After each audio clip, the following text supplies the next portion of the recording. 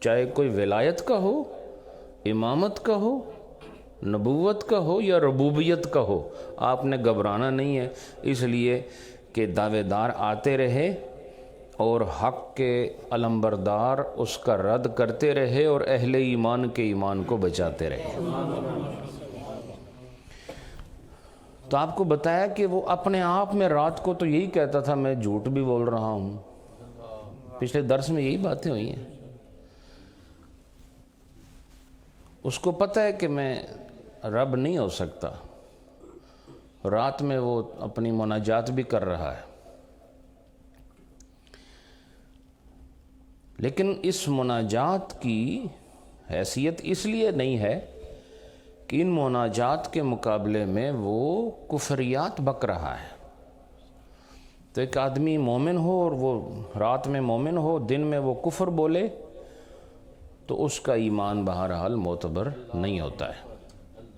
مثلا رات کو اکیلے میں کہ اللہ تو ہی تو ہے، باہر آ کے کہ نہیں میں تمہارا رب ہوں، تو یہ کلمہ کفر ہے۔ اگر وہ ایمان اس نے قبول کیا بھی اور بعد میں صبح آ کے پھر کہتا ہے کہ میں تمہارا رب ہوں، پھر کافر ہو گیا۔ پتہ چلا کہ اس کو یہ احساس تھا کہ وہ جھوٹا ہے، لیکن اتنے احساس سے ہدایت نہیں ملتی، بلکہ جلوت ہو یا خلوت ہو، مجلس ہو یا تنہائی ہو، دونوں میں عقیدہ ایک ہی پرچار کرنا چاہیے۔ اسی لیے ہم تقیے کے بھی خلاف ہیں کہ چاہے تم جلوت میں ہو یا خلوت میں، عقیدہ ایک رکھو، ڈرنے کی کیا ضرورت ہے؟ اور جو لوگ ڈر کو معاذ اللہ حضرت علی کے ساتھ متصل رکھتے ہیں، ان سے بڑا منافق اور ڈرپوک اور کوئی نہیں ہو سکتا۔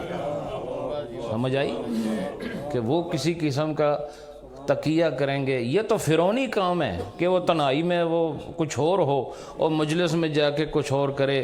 یہ اس سے متصور نہیں ہو سکتا جس کو میرے نبی کی تربیت نے بڑا کیا ہے۔ حضرات، اب وہ آپ کو پتہ ہے وہ تسلے کی جو آواز ہے اس کی بات ہوئی تھی کہ لوگ نوبت بجاتے ہوئے ڈنکے کی چوٹ پر کہتے تھے کہ فرعون ہمارا رب ہے۔ تو آگے وہ فرعون اپنی اس حالت کو یوں بیان کر رہا ہے کہ میں تو فرعون ہوں، لیکن میرے لیے کتنا افسوس کا مقام ہے کہ خلق کی طرف سے، میری رعایا کی طرف سے جو نوبت بجائی جاتی ہے، وہ جو طاس، وہ تسلہ جس کو بجایا جاتا ہے، اس تسلے کا جو زخم ہے، اس پہ جو ضرب لگائی جاتی ہے، وہ کیا ضرب لگائی جاتی ہے؟ کہتے ہیں وہ ضرب یہ ہوتی ہے کہ جو میں نے الفاظ کہے ہیں کہ انا ربکم الاعلی، کہ میں تمہارا رب اعلیٰ ہوں، یہ اس تسلے پر یہ زخم لگاتے ہیں۔ نہیں سمجھے آپ؟ تسلے پہ زخم لگانا، یہ دیکھو یہ کیا میں نے، بولو یہ زخم ہے۔ کیا ہے یہ؟ تو وہ کہتے ہیں اس تسلے سے جو زخم کی صورت میں آواز بلند ہوتی ہے، وہ آواز ربی الاعلیٰ کی آواز ہے جو میں نے ان سے کہی ہوئی ہے، اور میرے حکم پر وہ زخم طاس کو ربی الاعلیٰ کی صورت میں واضح کرتے ہیں، اور مجھے اس پر افسوس ہے، ہائے میں کیا کروں، کس کڑے پاسے جاواں۔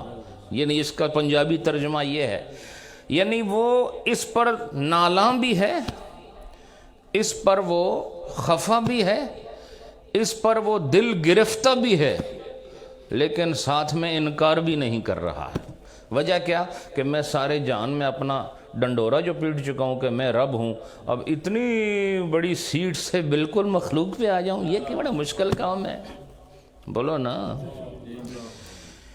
اتنے بڑے منصب سے میں اتنا نیچے آ جاؤں، یہ مجھ سے برداشت نہیں ہوتا کہ کہاں اپنے آپ کو رب کہنا اور کہاں آپ کو اپنے آپ کو عام مخلوق کے ساتھ ملا کر رب کا بندہ کہنا، یہ مشکل بات ہے۔ اور یاد رکھو کافروں کے لیے یہی مشکل بات ہوتی ہے، اور ایمان والوں کے لیے سب سے آسان یہی بات ہوتی ہے۔ سمجھے آپ؟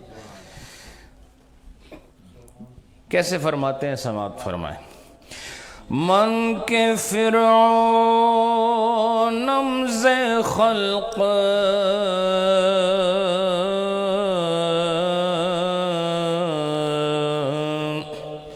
اے وائے من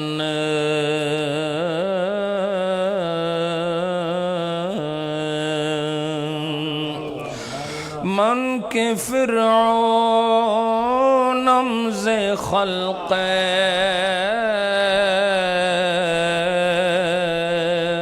وائے من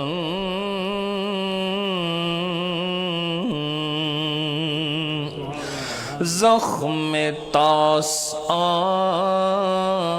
ربی العالی من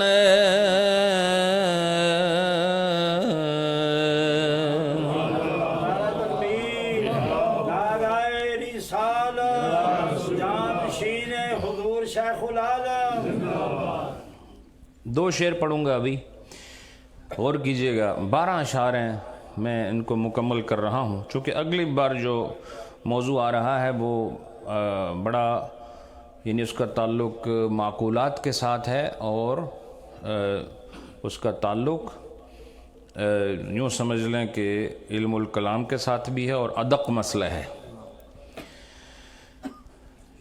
فرماتے ہیں کہ اے اللہ، اب وہ رومی صاحب اس کی زبان میں بات کر رہے ہیں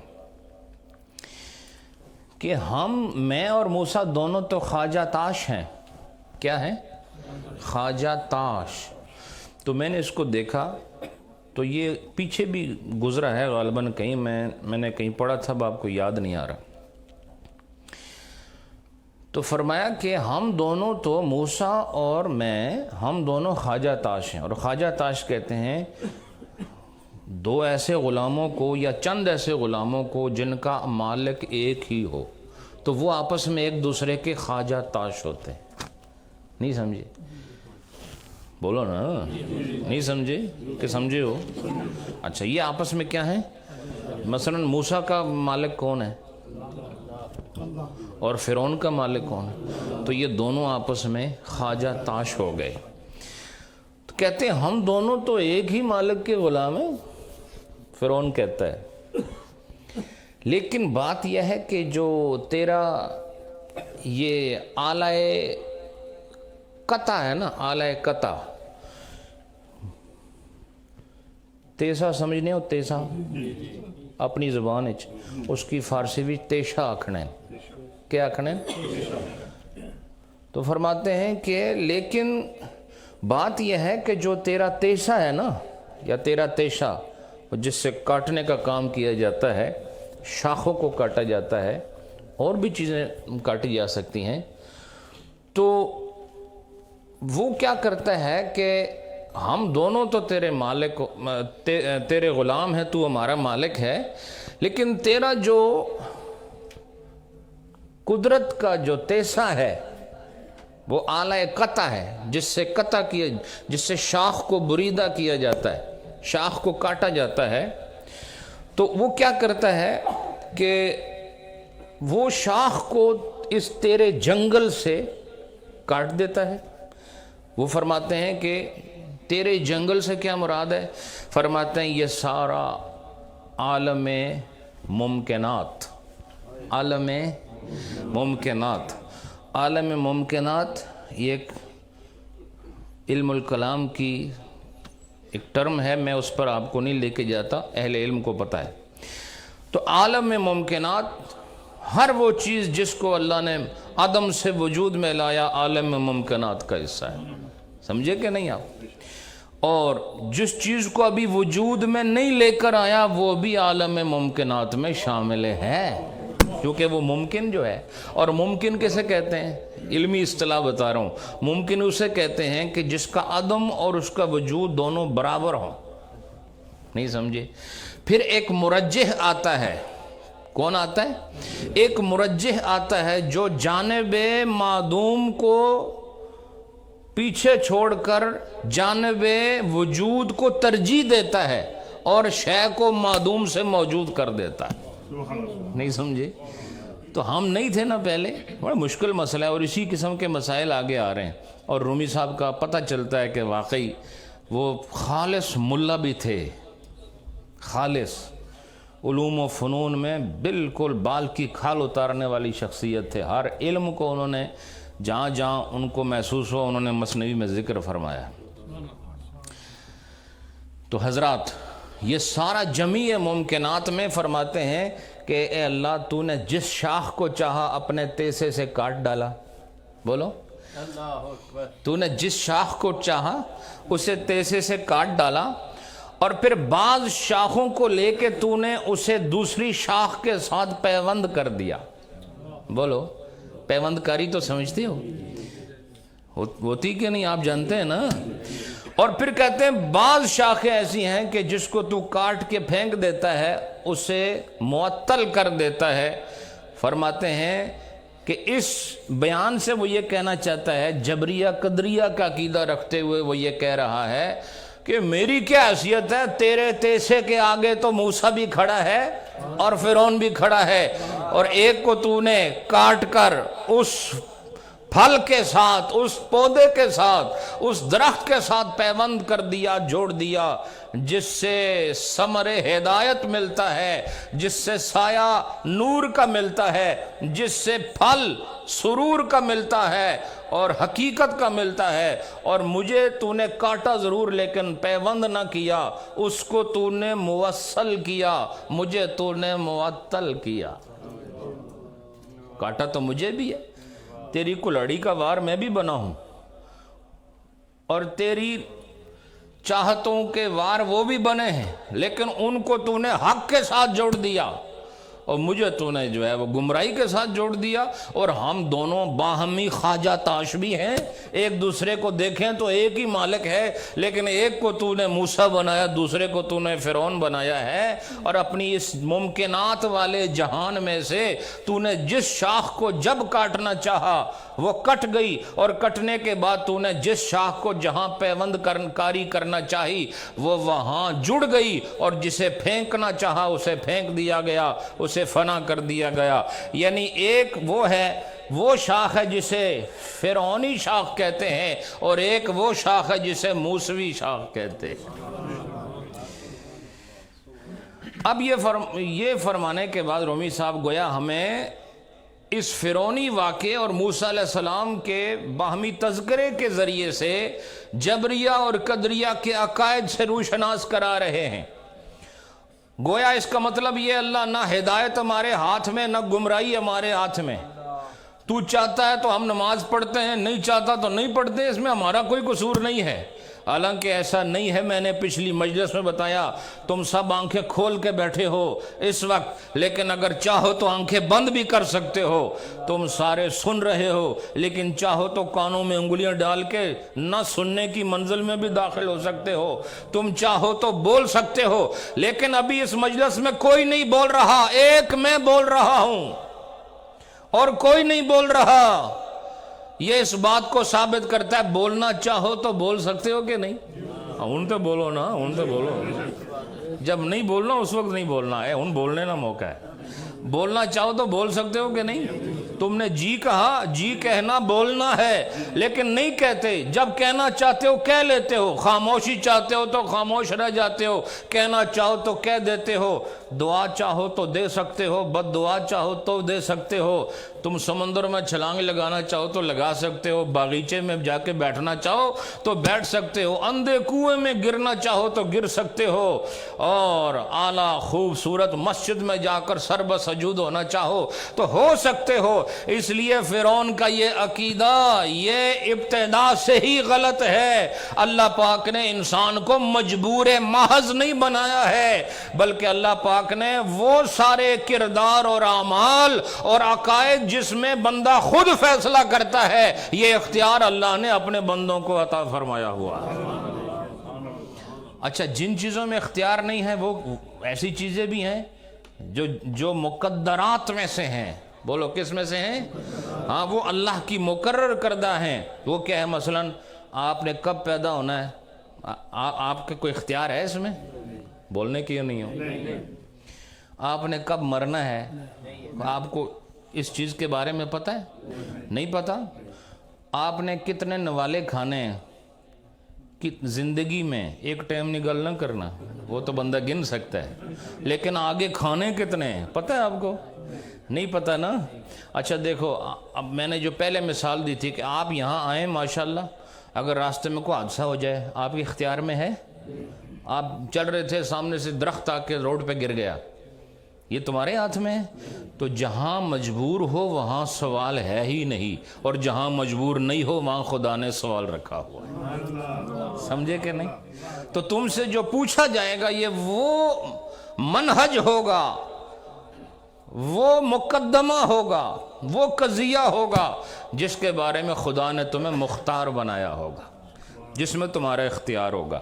تو اب تم نے یہ کہنا کہ میں بھی اور ہم دونوں ایک ہی مالک کے بندے ہیں، میں موسیٰ بھی میں بھی، اور شاخ تیرے جو تیسا اور کلاڑی ہے اس کے آگے شاخ کی اپنی کیا حیثیت ہے؟ وہ جب کلاڑی والا جدھر مارے گا وہاں شاخ کٹ جائے گی، کٹنے کے بعد وہ چاہے تو اسے پیوند کر کے دوسری شاخ کے ساتھ جوڑ دے یا اسے پھینک ڈالے، یہ تو کاٹنے والے کا اپنا اختیار ہے۔ تو رومی صاحب ان کا عقیدہ بتا رہے ہیں کہ یہ ہے جبریوں اور قدریوں کا عقیدہ، ہمارا اس سے کوئی تعلق نہیں۔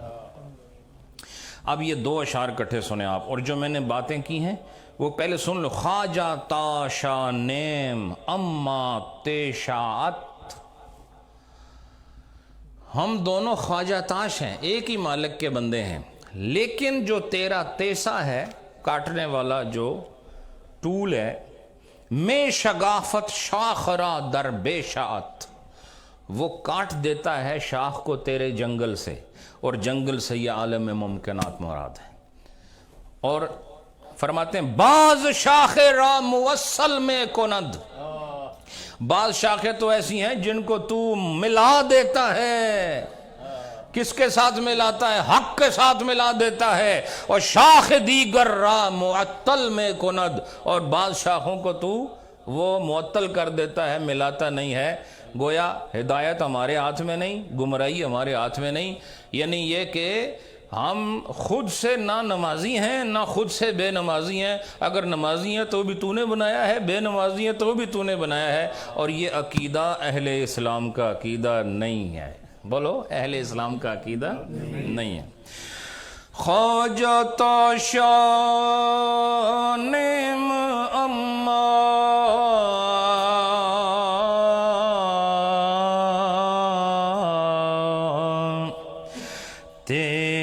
تیشات،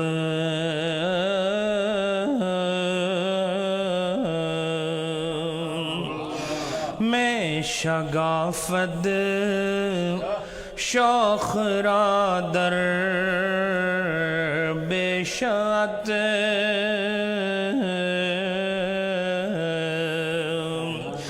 بعض شاخ رام وصل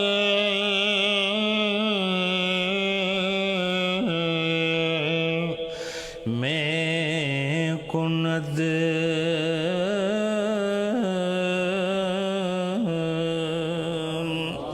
شاخ دیگر را معطل میں کند۔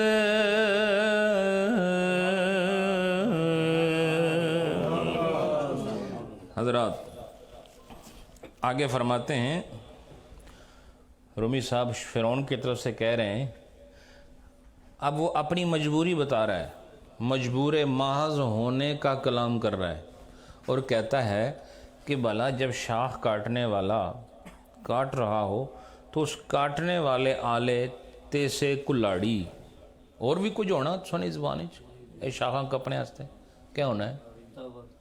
ہاں جی، ہاں تبر۔ تبر جو ہے یہ بھی فارسی کا لفظ ہے، تبر، آپ تبر کہتے ہیں نا، تو تبر ہے۔ تبر جو ہے نا یہ پشتوں میں بھی استعمال ہوتا ہے، کلاڑی کو کہتے ہیں، تو اس سے شاخوں کو کاٹا جاتا ہے۔ تو وہ یہ کہتا ہے فرعون کہ بلا شاخ جب سامنے کھڑی ہو اور تبر اس کی طرف آ رہا ہو تو اس وقت شاخ کا کوئی اختیار ہوتا ہے کہ وہ نہ کٹ سکے؟ بولو بھئی، یہ باتیں اگر صرف عقل کی طرف لے جائیں معقولات کی طرف اور صرف فلسفیانہ ماحول کی طرف تو سارا جان گمراہ ہو جائے. چونکہ دیکھیں نا رومی صاحب خود ایک بہت بڑے فلسفی بھی ہیں، بڑے منطقی بھی ہیں، لیکن فلسفے اور منطق کے اندر سے انہوں نے گمراہی نہیں بلکہ ہدایت کو پایا ہے. سمجھے؟ ایک فلسفہ یہ ہے کہ شاخ کے آگے جب تبر آ رہا ہو، کلڑا آ رہا ہو، تو شاخ اس وقت کچھ کہتی ہے آپ کو کہ میں نو نہ کپو، بولو. تو جیسے ہی اس پر اس کا وار ہوتا ہے وہ کٹ جاتی ہے. ایسا ہی ہے نا. تو فرماتے ہیں ایسا ہو سکتا ہے کہ کوئی ایک بھی شاخ اس تیسے اور کلاڑی سے بچ سکے؟ فرمایا ایسا نہیں ہو سکتا. اب پھر میں 2 شعر پڑھوں گا آگے. ایک بات یہ، اس میں بھی جبر کا کیا مطلب ہے کہ ہم we all are acting in the result of the force which Allah subhanahu wa ta'ala has applied on ourselves. We are not authorized in good and bad.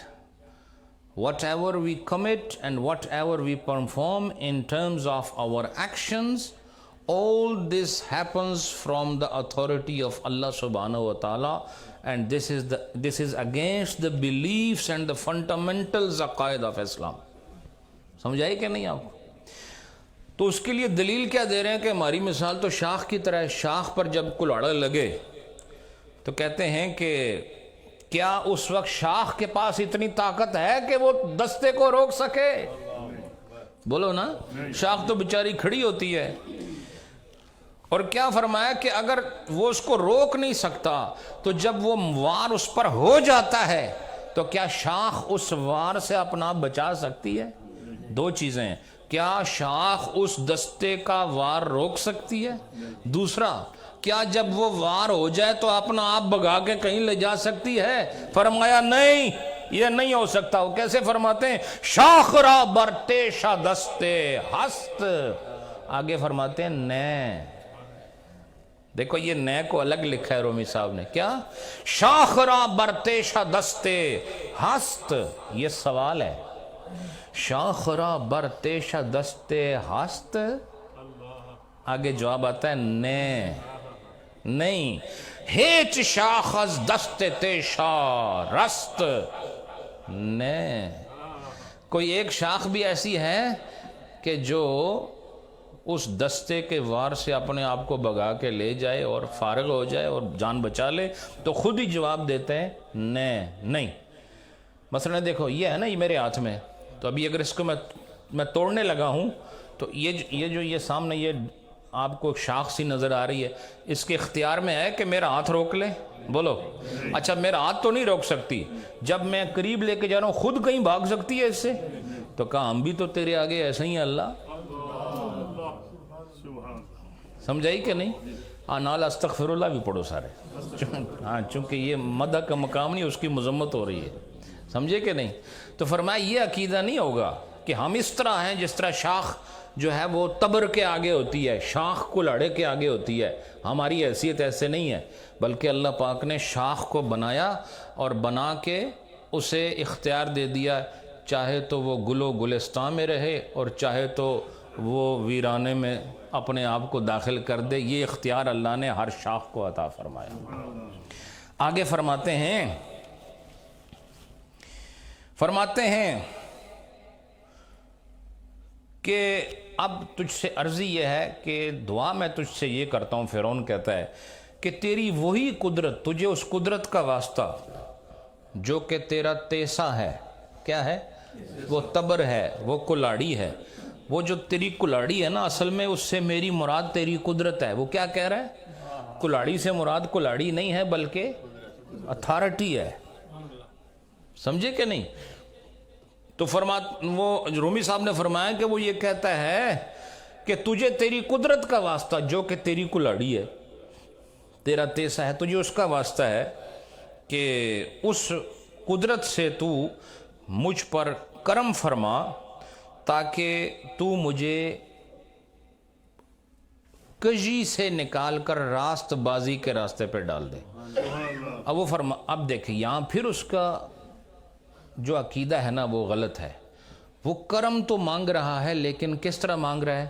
جس طرح جبر کے لحاظ سے وہ اپنے آپ کو عمل میں اللہ کے سامنے پیش کر رہا ہے، وہ اپنے آپ کو سنوارنے کے لیے بھی اسی جبر کا مطالبہ کر رہا ہے کہ اللہ جس طرح میرے اختیار نہیں نیکی اور برائی میں امتیاز کرنے کا اور اختیار کرنے کا، تو اور تیرے آگے ہم مجبور ہیں اسی طاقت سے کہ جس کے ذریعے سے تو نے مجھے فرعون بنایا ہے، اسی طاقت سے تو مجھے موسیٰ جیسا بنا دے۔ نہیں سمجھے؟ مجھے ہدایت والا بنا دے۔ تو فرمایا اس طرح کی دعا کرنا بھی جائز نہیں ہے، اس لیے کہ ابھی میں اور آپ جو ہیں وہ تمام تر برائیاں خود کریں اور کہیں کہ میں برائیاں تو کرتا رہوں گا لیکن اللہ تو اپنی طاقت سے مجھے نبیوں جیسا بنا دے، ولیوں جیسا بنا دے، اغواس جیسا بنا دے، اقطاب جیسا بنا دے، اہل اللہ جیسا بنا دے۔ تو یہ طاقت خدا کی ہے ضرور، لیکن اللہ پاک نے اپنی مخلوق کے لیے قبولیت دعا کی یہ سنت رکھی نہیں ہے کہ تم تمام جہان بھر کے جو فتن ہیں اور جہان بھر کی جو برائیاں ہیں ان کو اختیار کیے ہوئے زندگی گزارو اور آخر میں یہ کہو اللہ بس تو مجھے ولی بنا دے۔ تو ایسا ہونے والا نہیں ہے۔ تو پہلے اپنے اندر سے فرعونیت نکال، پھر تیرے اندر موسیٰ کا فیض بھی نظر آ جائے گا۔ نہیں سمجھے بات؟ پہلے اپنے اندر سے فرعونیت کو نکالو، پھر تمہیں موسیٰ کا فیض بھی مل جائے گا۔ تو دوسرا شعر کیا ہے؟ حق کے آن قدرت کے آن تیشا تو راست، از کرم کن این کجی ہا را تو راست۔ یہ وہ شعر جس کا میں نے آپ کو مفہوم ابھی سمجھایا ہے۔ اب میں ان دونوں جو اشعار ہیں ان کو اکٹھا پڑھ رہا ہوں، محبت سے سماعت فرمائیں۔ شوخ را برتے شادستے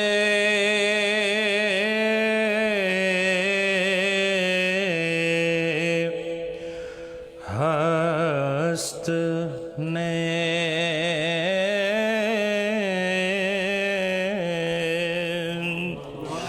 ہیچ شاخز دستے تیشا رست نے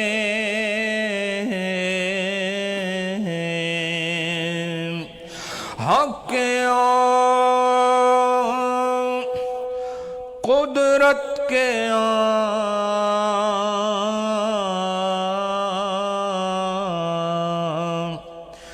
تیشا تو راست،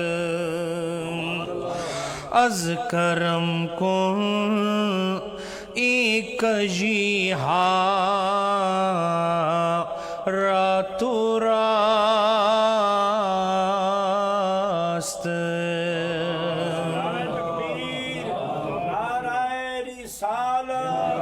وارث مسند حضور شیخ العالم۔ اب اگلی بات سن لیں۔ اب رومی صاحب فرماتے ہیں کہ اس نے فرعون نے یہ کہا اللہ کی بارگاہ میں، کیا کہا؟ اللہ کی بارگاہ میں جو اس نے مناجات کی، ان مناجات کے دوران اس نے ایک کلام اپنے آپ سے بھی کیا، اور کیا کہا؟ باز با خود گفتہ فرعون۔ بعد میں اس نے اس کے بعد فرعون اپنے آپ سے گویا ہوا، اپنے آپ سے بولنے لگا۔ کیا گفتہ فرعون اپنے آپ سے بولنے لگا، اے عجب، اے عجب۔ یہ عجیب و غریب بات ہے بھائی، کیا عجیب و غریب بات ہے؟ فرمایا کہ من نظر یا ربنا ام جملہ شب، کیا میں وہ نہیں ہوں جو ساری رات یا ربنا کہنے والا ہوں؟ بولو نا، بولو بولو۔ اپنے آپ سے کہتا ہے فرعون، یہ عجیب بات ہے، کیا میں وہ نہیں ہوں جو ساری رات یا ربنا کہنے والا ہے؟ ساری رات بولو بولو، بولتے نہیں آپ لوگ۔ ساری رات جو سمجھانا چاہ رہا ہوں اس کو سمجھو. کیا میں وہ نہیں جو ساری رات یا ربنا کہنے والا ہوں؟ کون کہہ رہا ہے یہ؟ فرعون کہہ رہا ہے. فرماتے ہیں کہ رومی صاحب فرماتے ہیں آگے فرعون کہتا ہے کیا میں وہ نہیں جو ساری رات یا ربنا کہتا ہوں، اور کیا میں وہ نہیں جو تنہائی میں خاکی بھی بن جاتا ہوں اور موزوں بھی ہو جاتا ہوں. میں انشاءاللہ بتاتا ہوں بھی. آپ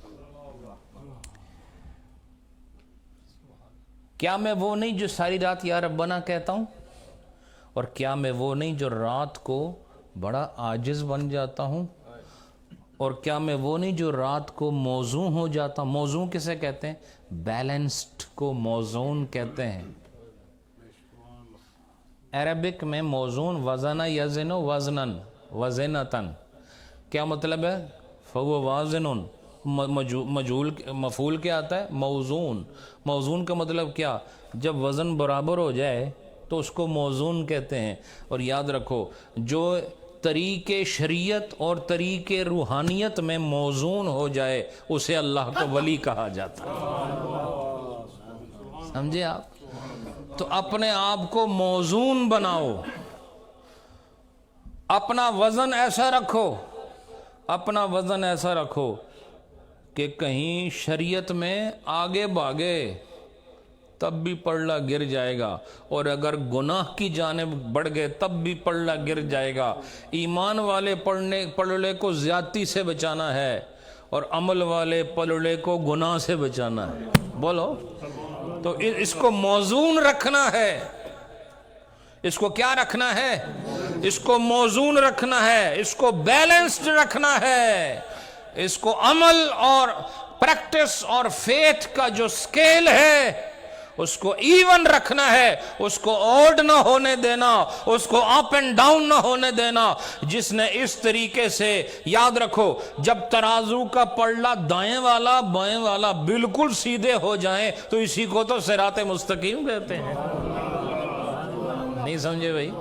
اسی کو صراط مستقیم کہتے ہیں. لہذا بندہ کامل بندہ موزون ہوتا ہے، اور بندہ موزون بننے کے لیے بندہ خاکی ہونا پڑتا ہے. یہ جو یہاں ذکر آ رہا ہے کہ خاک کے ساتھ اپنا تعلق جوڑے رکھو، چونکہ تمہارے پیر بھی خاک پر ہیں، لیکن بات تب بنے گی جب تمہارا سر بھی خاک پر مس ہوگا. بولو. صرف زمین کو پاؤں کے لیے استعمال کرنا بہت بڑی جہالت ہے. اس زمین پر اپنا سر بھی رکھو، چونکہ تیرا سر بھی اسی زمین سے بنا ہے، تیرا پاؤں بھی اسی زمین سے بنا ہے. یہ صرف اس لیے نہیں کہ تیرے پاؤں سے روندی جائے، بلکہ اسے شرف دینے کے لیے تیرے ماتھے کو اس کے ساتھ رکھ کر سبحان ربی الاعلیٰ کا نغمہ پڑھنا بھی ضروری ہوتا ہے. سمجھے؟ تو فرمایا کہ میں وہ نہیں جو رات کو خاکی بھی ہو جاتا ہوں اور موزوں بالکل ٹھنڈا ہو جانا. موزوں مطلب یہ پھر اب سارے شور شرابے وہ زخم تاس ختم ہو گئے. ربی انا ربکم الاعلیٰ کے جھوٹے دعوے فنا ہو گئے. اب وہ ہے اور اس کا رب ہے فرعون. لیکن کہتے ہیں آگے رومی صاحب فرماتے ہیں، وہ کہتا ہے چوں بموسیٰ میں رسم چوں میں شمم. کہا کہ عجیب بات ہے، یہ ساری رات میں بندہ خاکی بھی رہتا ہوں، یا ربنا کا ساز بھی الاپتا ہوں، اور بندہ موزون اور بندہ خاکسار بھی بن جاتا ہوں، لیکن جیسے ہی میں موسیٰ کے سامنے جاتا ہوں یہ مجھے کیا ہو جاتا ہے؟ بولو. بولتے نہیں آپ؟ بولتے نہیں. جب میں اکیلے میں ہوتا ہوں تو پھر تو میں سب کچھ ہوتا ہوں، خاکی بھی ہوتا ہوں، موزون بھی ہوتا ہوں، یا ربنا کہنے والا بھی ہوتا ہوں. لیکن یہ کیا بات ہے، جیسا ہی موسیٰ کے سامنے جاتا ہوں یہ مجھے ہو کیا جاتا ہے؟ کیونکہ اس کے سامنے جاؤں پھر نہ میں خاکی رہتا ہوں، نہ میں موزون رہتا ہوں، اور نہ ہی میں یا ربنا کہنے والا ہوتا ہوں. جیسے ہی وہ آ جائے پتہ چلا یہ موسیٰ تو اس لیے تھا کہ اس کی وجہ سے لوگ یا ربنا کہیں، اور یہ موسیٰ اس لیے تھا کہ لوگ خاکی ہونے پر فخر کریں، اور یہ موسیٰ اس لیے تھا کہ لوگ موزون بن جائیں، معتدل ہو جائیں، عمل اور عقیدے کی اعلیٰ منزلیں حاصل کر لیں۔ یہ کیا وجہ ہے کہ جب یہ موسیٰ کے سامنے آتا ہوں تو جس کام کے لیے موسیٰ کو تو نے بھیجا ہے وہ سارے کا سارا کام الٹ ہو جاتا ہے، ختم ہو جاتا ہے، میں پھر گمراہ ہو جاتا ہوں۔ پتہ چلا کہ جس آدمی کے اندر تکبر ہو، رعونت ہو، اور بندوں پر حاکمیت کے لیے دعوی الوہیت کرنے والا ہو، یاد رکھو اس کے نغمے تنہائی والے وہ صرف دھوکہ ہوتے ہیں۔ جب خدا کے بندے کے سامنے آدمی آ جائے تو اس کی نقلی حیثیت ابھر کے سامنے آ جاتی ہے، اور وہ نقلی حیثیت کیا ہے کہ وہ یہ کہتا ہے کہ بس میں الہ ہوں، اور یہ نقل ہے، اور اصل ایک ہی ہے، وہ اللہ کی ذات ہے۔ پتہ چلا جس نے خدا کے حضور پہنچنا ہے، یا ربنا کہنے سے بات نہیں بنے گی، یہ یا ربنا کہنا ہے تو موسیٰ کے طریقے پر کہو گے، اور خاکی بننا ہے تو موسیٰ کے طریقے پر بنو گے، اور موزون بننا ہے تو موسیٰ کے طریقے پر بنو گے، تو پھر تمہارا موزون ہونا بھی محبوب ہوگا، تمہارا خاکی ہونا بھی مقصود ہوگا، تمہارا یا ربنا کہنا بھی مقبول ہوگا۔ پتہ چلا سب کی سب نعمت اور ساری کی ساری عزت اور سارے کے سارے مقامات امت کو اگر ملتے ہیں تو نبی کے صدقے ملا کر۔ سمجھے کہ نہیں آپ؟ تو موسیٰ کو چھوڑ کے خدا تیرے ربنا کو نہیں قبول کرتا ہے، اور یہی ہم آج بھی کہہ رہے ہیں کہ اگر وہ موسیٰ ہو کر ان کے پیچھے نہیں بلکہ ان کی امت میں رہنے والا امتی تو تھا نا وہ، اور یہ امت جو دعوت و اجابت اس وقت بھی تھا بھائی، نہیں تھا؟ امت میں تو تھا نا فرعون، حضرت موسیٰ کی امت میں تھا کہ نہیں؟ بولو بھائی۔ لیکن اس نے یا ربنا کہا موسیٰ کو چھوڑ کر، خاکی بنا موسیٰ کو چھوڑ کر، موزون بنا موسیٰ کو چھوڑ کر، تو مردود ہو گیا۔ ہم بھی یہ کہتے ہیں اگر موسیٰ کا یہ مقام ہے تو ہم تو جس نبی کے امتی ہیں موسیٰ اس کے امتی ہونے کی دعائیں کرتے رہے، ہاں؟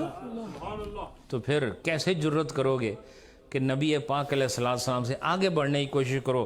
کبھی انہیں اپنا بھائی سمجھو، کبھی انہیں اپنے برابر سمجھو، کبھی انہیں اپنا شریک سمجھو، کبھی کہو کہ وہ ہم جیسے ہیں، معاذ اللہ۔ پتہ چلا کہ وہ تم جیسے نہیں ہیں، وہ خدا کو اپنے سر کی آنکھوں سے دیکھنے والی شخصیت ہے، وہ محبوبیت کا تاج سجائے ہوئی شخصیت ہیں، وہ اولین و آخرین کا مجموعہ ہیں، وہ سید الوجود ہیں۔ تم ان کا مقابلہ کیسے کر سکتے ہو؟ اگر موسیٰ کی امت موسیٰ کا مقابلہ نہیں کر سکتی تو ہم تو اس نبی کے امتی ہیں کہ جس نبی کے آگے ہماری کتابوں نے، ہمارے ائمہ نے، ہمارے اسلاف نے، دلائل نے، قرآن حدیث نے یہ بتایا ہے کہ سارے نبی ہمیں پیچھے نظر آتے ہیں اور مصطفیٰ کریم ہمیں مصلی امامت پہ کھڑے نظر آتے ہیں۔ تو اب آپ اس کا جو تعجب ہے اس کو سمجھے ہیں بھئی؟ فرعون کا جو تعجب ہے وہ سمجھیں آپ؟ وہ کیوں تعجب کر رہا تھا کہ ساری رات میں کیا کرتا ہوں؟ یا ربنا، جو دسیا ہے وہ دسو، کیا کہتا ہوں؟ یا ربنا، اور ساری رات میں خاکی رہتا ہوں، اور ساری رات میں موزون رہتا ہوں، یہ یاد کرو۔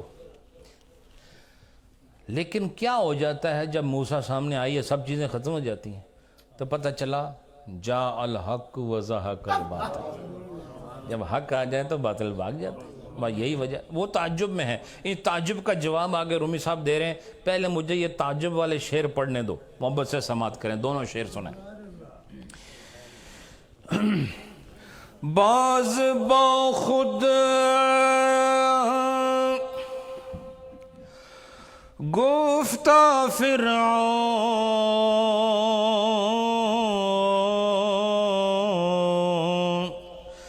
ہے عجب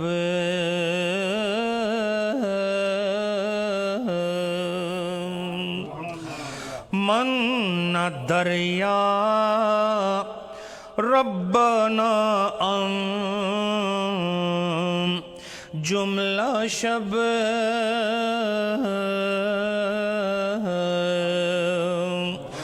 در نہا خاکی و موضوع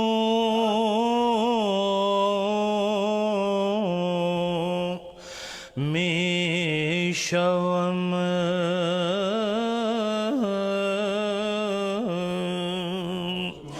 چون با موسیٰ میرا سمچون می شوم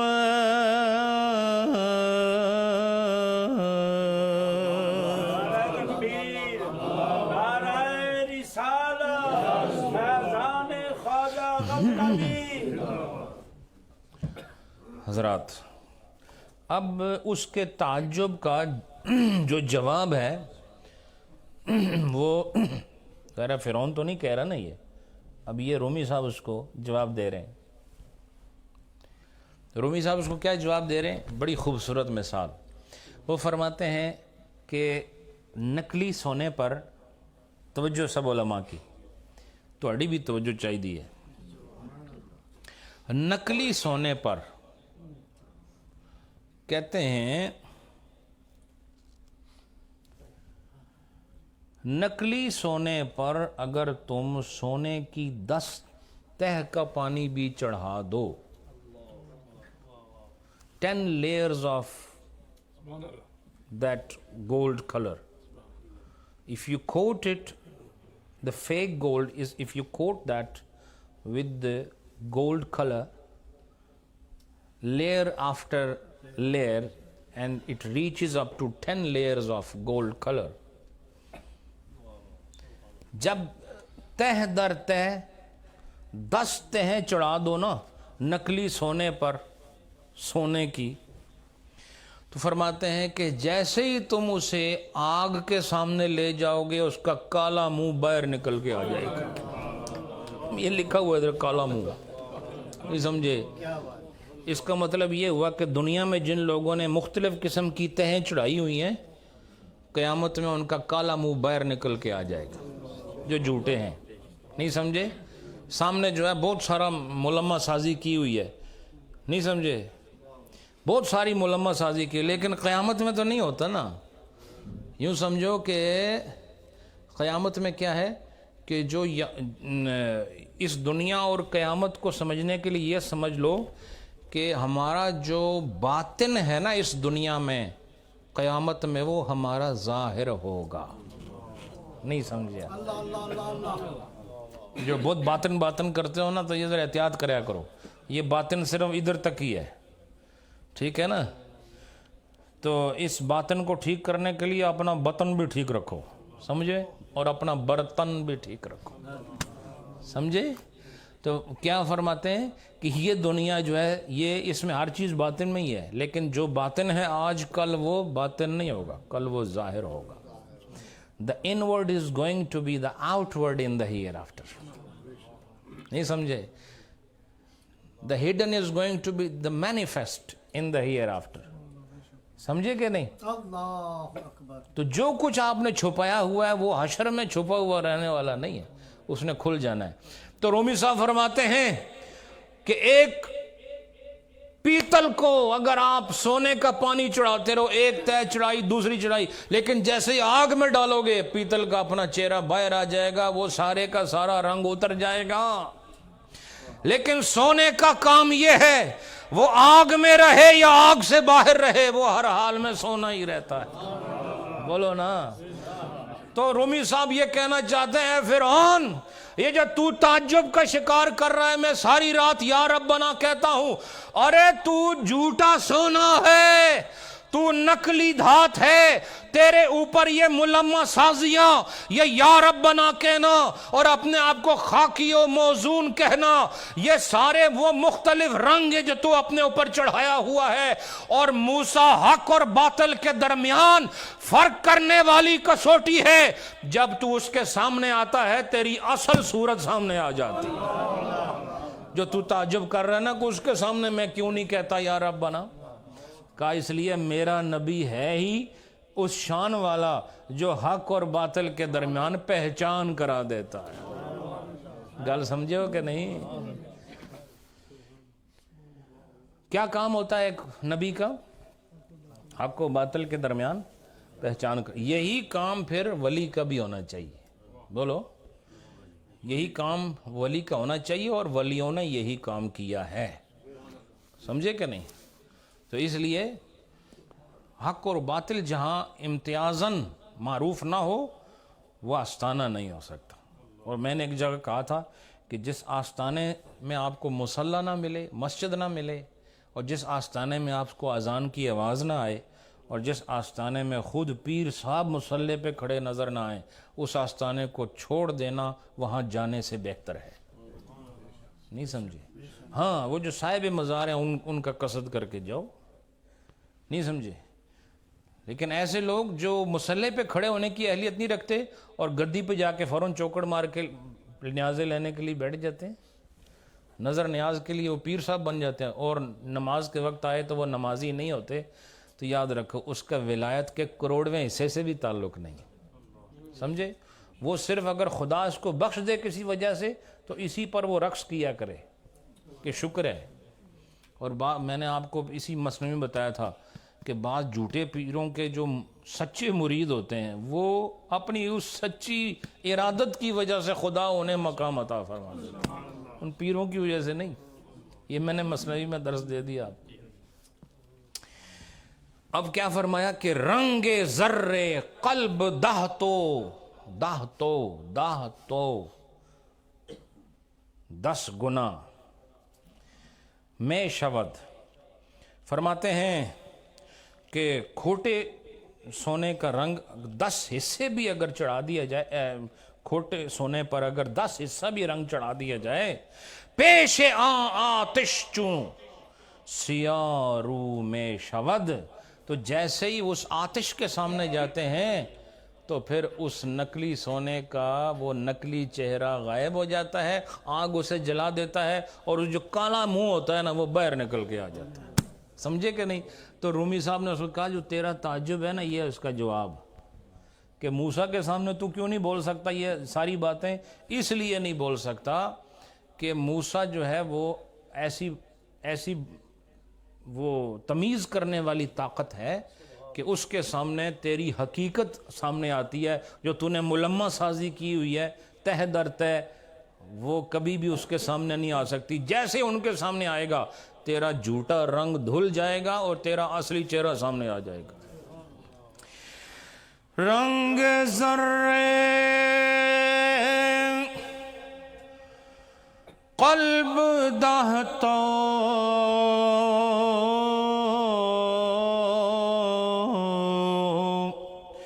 میں شود،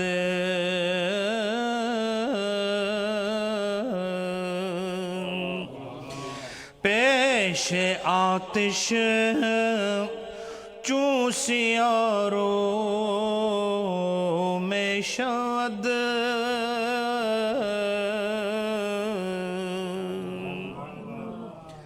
حضرت موسیٰ علیہ السلام وہ ہستی ہیں، ان کے سامنے تیرا یہ جھوٹا رنگ نہیں چلے گا. تو جیسے ہی ان کے سامنے آئے گا تیرا جھوٹا رنگ ختم ہو جائے گا اور تیرا جو اصلی بد رنگی ہے وہ سامنے آ جائے گی. اس لیے تو یہ نہ کہہ کہ مجھے یہ کیا ہو جاتا ہے، میں ان کے سامنے یا ربنا کیوں نہیں کہہ سکتا، ان کے سامنے میں خاکی کیوں نہیں بن سکتا، ان کے سامنے میں موزون کیوں نہیں ہو سکتا. وہ یہ کہتے ہیں اس لیے کہ تو نے ان کے دین کو قبول ہی نہیں کیا ہے، اور وہ ہیں کسوٹی حق اور باطل کے درمیان فرق کرنے والی ذات. تو جب تو ان کے سامنے جاتا ہے تو تیری جو ملمہ سازیاں ہیں وہ سب دم توڑ دیتی ہیں اور حقیقت سامنے آ جاتی ہے، اور حقیقت یہ ہے کہ تو مسلمان نہیں، تو کافر ہے. آگے فرماتے ہیں اللہ اکبر، پھر وہی جبریوں قدریوں والا عقیدہ اس کا ذکر کر رہے ہیں. وہ کہا کہ اس عالم ممکنات میں تو نے ہمیں قلب و قالب دیا. کیا دیا؟ قلب و قالب دیا. ٹھیک ہے، اے جڑا تو سنا سامنے ہے نا، اے تو سنا قالب ہے. قلب تو مراد تو سنا باطن ہے، سمجھے ہو، جو اندر ہے، جو نظر نہیں آتا لیکن ہے. اس سے پتہ چلا بہت ساری چیزیں ایسی ہیں جو ہیں لیکن نظر نہیں آتی، اور بہت ساری چیزیں ایسی ہیں جو نظر بھی آتی ہیں اور موجود بھی ہیں۔ کچھ وہ چیزیں ہیں جو موجود ہیں لیکن نظر نہیں آتی، تو تمہاری روح تمہیں نظر نہیں آتی لیکن بہرحال موجود ہے، اور جسم تمہارا قالب ہے وہ موجود بھی ہے اور نظر بھی آنے والا ہے۔ تو فرماتے ہیں کہ رومی صاحب فرماتے ہیں کہ فرعون نے کہا، وہ پھر ایک کویسچن کرتا ہے۔ کویسچن کیا کرتا ہے؟ کویسچن یہ کرتا ہے کہ کیا میرا جو قلب و قالب ہے، میرا ان ورڈز اور آؤٹ ورڈز، یہ اس کے ہاتھ میں نہیں ہے؟ بولو نا، بولو۔ اس کی مثال ایسے ہے کہ مثلا ہمارے مذہب کے لحاظ سے شراب پینا حرام ہے، بولو۔ ہمارے مذہب میں، ہمارے دین میں، بولو، شراب پینا حرام ہے۔ پہلے حلال تھی، پہلے حلال تھی، مدینہ منورہ میں جب حکم آیا تو پھر بولو نا حرام ہو گئی۔ تو اب کوئی یہ کہے کہ میں پیتا ہوں، لیکن بولو یہ جو میں پی رہا ہوں اللہ کے اختیار میں نہیں کہ وہ مجھے پینے سے روک دے؟ بولو جو اندر سے میری خواہش پیدا ہو رہی ہے، کیا اللہ کے اختیار میں نہیں کہ اس خواہش کو ہی دبا دے؟ اور چلو اگر خواہش آ بھی گئی تو جو میں ہاتھ بڑھا رہا ہوں، خواہش کا تعلق قلب کے ساتھ ہے اور ہاتھ بڑھانے کا تعلق قالب کے ساتھ ہے، نہیں سمجھے؟ اندر جو خواہش پیدا ہوئی، اول تو یہ اگر وہی مار دی جائے تو پھر تو ہاتھ بڑھانے کا سوال ہی پیدا نہیں ہوتا، اور اگر اندر خواہش پیدا ہو گئی ہے تو پھر میرا ہاتھ شراب کی طرف نہ بڑھے، اللہ اس پر قادر نہیں، تو اللہ میرے اندر اور میرے باہر پر قادر نہیں ہے۔ فرعون یہ کہتا ہے جو میں کہتا ہوں یا رب بنا، اللہ اس پر قادر نہیں کہ مجھے یا رب بنا کی خواہش ہی ختم کر دے؟ اس پر قادر نہیں، چلو خواہش ہے بھی تو وہ مجھے بولنا ہی نہ دے۔ تو اب یہ کس کا عقیدہ ہے؟ یہ جبریین اور قدریین کا عقیدہ ہے، یہ اہل سنت اور اہل ایمان کا عقیدہ نہیں ہے۔ بہرحال الحمدللہ ہمارے درس نظامی میں یہ ساری چیزیں پڑھی جاتی ہیں، اور بڑے اس کے لیے صحیح بندوں والا دماغ چاہیے۔ جو وہاں بحثیں ہوتی ہیں آپ حیران ہو جائیں، ایسے ایسے اسباق ہیں، چھوٹے چھوٹے نقطے پر پوری بحث ہوتی ہے۔ تو حضرات فرماتے ہیں اور کہتے ہیں کہ جب قلب و قالب اللہ کے قدرت میں ہے تو اب اس کی مرضی کہ وہ اپنی مخلوق میں سے جسے چاہے مغز بنائے اور جسے چاہے چھلکا بنائے۔ نہیں سمجھے بھائی؟ ہے جی، چھلکا جو ہے وہ چونکہ اس کی اتنی قدر تو نہیں ہوتی۔ اب مثلا فروٹ ہے، بولو، فروٹ کے اندر کیا ہوتا ہے؟ مغز ہوتا ہے، مغز۔ اخروٹ دیکھا ہے کبھی کھایا، نصیب ہوا ہے کبھی آپ؟ ہیں جی، بولو نا، آپ بولتے نہیں، اخروٹ ہی بیٹھے ہوئے ہیں سارے، بولتے کیوں نہیں؟ بولا کرو، جب میں کہتا ہوں بولا کرو تاکہ پتہ چلے مجلس حاضر ہے۔ آپ پیارے لوگ ہیں اور پیاروں کے لیے اللہ نے مثنوی کا یہ فیضان ہمیں عطا فرمایا۔ تو اخروٹ کے اوپر جو اس کا چھلکا ہے اس کو پوست کہتے ہیں، یعنی وہ اس کا چھلکا ہے، کیا ہے؟ ہاں، اور اندر کیا ہے اس کے؟ مغز ہے۔ کیا ہے؟ مغز ہے۔ اب وہ فرعون کہتا ہے کہ وہ جو چھلکا ہے اس کو چھلکا کس نے بنایا؟ اور جو اندر مغز ہے اس کو مغز کس نے بنایا؟ تو یہ بھی تو کر سکتا تھا کہ جو مغز ہے اس کو چھلکا بناتا، اور جو چھلکا تھا اسے مغز بنا دیتا، اور جو مغز تھا اسے چھلکا بنا دیتا۔ اس سے پتہ چلا ہمارے پاس کچھ بھی نہیں، یہ جو ہم فرعون ہیں یہ بھی اسی نے بنایا ہے، اور اگر وہ موسیٰ ہے، یعنی اگر وہ مغز ہے تو اسے خدا نے بنایا۔ میں چھلکا ہوں موسیٰ تو مجھے فرعون تو مجھے بھی اسی نے بنایا ہے، میرا کوئی اختیار نہیں ہے۔ اب یہ جبریہ قدریہ والوں کا عقیدہ ہے، بولو۔ ایسا نہیں ہے کہ اللہ نے شروع سے ہی بندوں کو کہہ دیا کہ یہ فرعون ہو سی، یہ موسیٰ ہو سی، یہ محمد و احمد و حامد و حماد ہو سی، تو اے ابو جہل ہو سی، نہیں سمجھے؟ ابو جہل ہو سی۔ اتنے مجلس سے ایک شخصیت بیٹھے انہوں نے ابو جہل آ کے سی ایک باری ماشاءاللہ۔ تو بہرحال حضرات میں یہ اس لیے کہہ رہا ہوں آپ کو یہ بات سمجھانے کے لیے کہ ہمارا جبریوں والا عقیدہ نہیں ہے جی، ہمارا جبریوں والا عقیدہ نہیں ہے۔ اس میں کوئی شک نہیں کہ اللہ نے ہمیں اپنی مرضی سے انسان بنایا، لیکن انسان بننے کے بعد ہم کافر ہوں یا مسلمان ہوں، یاد رکھو یہ اللہ نے ہم نے ابتدائے آفرینش سے نہیں بنایا کہ ہم شروع سے ہی کافر ہوں یا ہم شروع سے ہی مسلمان ہوں۔ اور چھلکے اور مغز کی مثال دینا یہاں قیاس مال فارق ہے، یہ قیاس درست نہیں ہے، اس لیے کہ چھلکے اور مغز جو مخلوق ہے یہ وہ مخلوق نہیں ہے جس کو عمل کی کوئی منزل سے گزرنا ہے اور اس کا حشر ہونا ہے اور اس سے سوال، میں کیلے کو لوکڑا سوال ہو سی، امرود کو لوکڑا سوال ہو سی، دسو نا، بولو نا، بادام سے کون سا سوال ہوگا؟ لیکن مجھے اور آپ کو اس مثال کے ساتھ ذکر کرنا یہ قیاس درست ہے ہی نہیں ہے، ان کی وہ خلقت ہے، خلقت، اور ہمارا جو ایمان اور عدم ایمان ہے یہ خلقت کے ساتھ اس کا تعلق نہیں، اس کا تعلق ہمارے عمل، ہمارے عقیدے کے ساتھ، سمجھے کہ نہیں؟ تو بہرحال لوگوں کو پاگل بنانے کے لیے یہ دلیلیں بہت ہیں۔ اب یہ عام آدمیوں کو کہتے ہیں گمراہ ہو جائے گا، اگر عام آدمی کے سامنے یہ دلائل بیان کریں تو پھر سب کہیں گے ہاں واقعی ہم تو بائی فورس چل رہے ہیں دنیا میں، ایسا نہیں ہے۔ نیک قلب قالبم در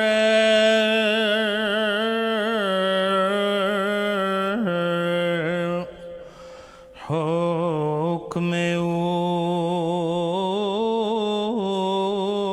اوست، لحظۂ مغزم کند یک لحظہ پوست،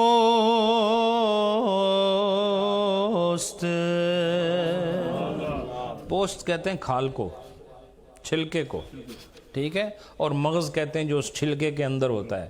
تو فرماتے ہیں کہ قلب و قالب اس کے ہاتھ میں ہے، ساری خلقت اس کے ہاتھ میں، تو ہم بھی مانتے ہیں۔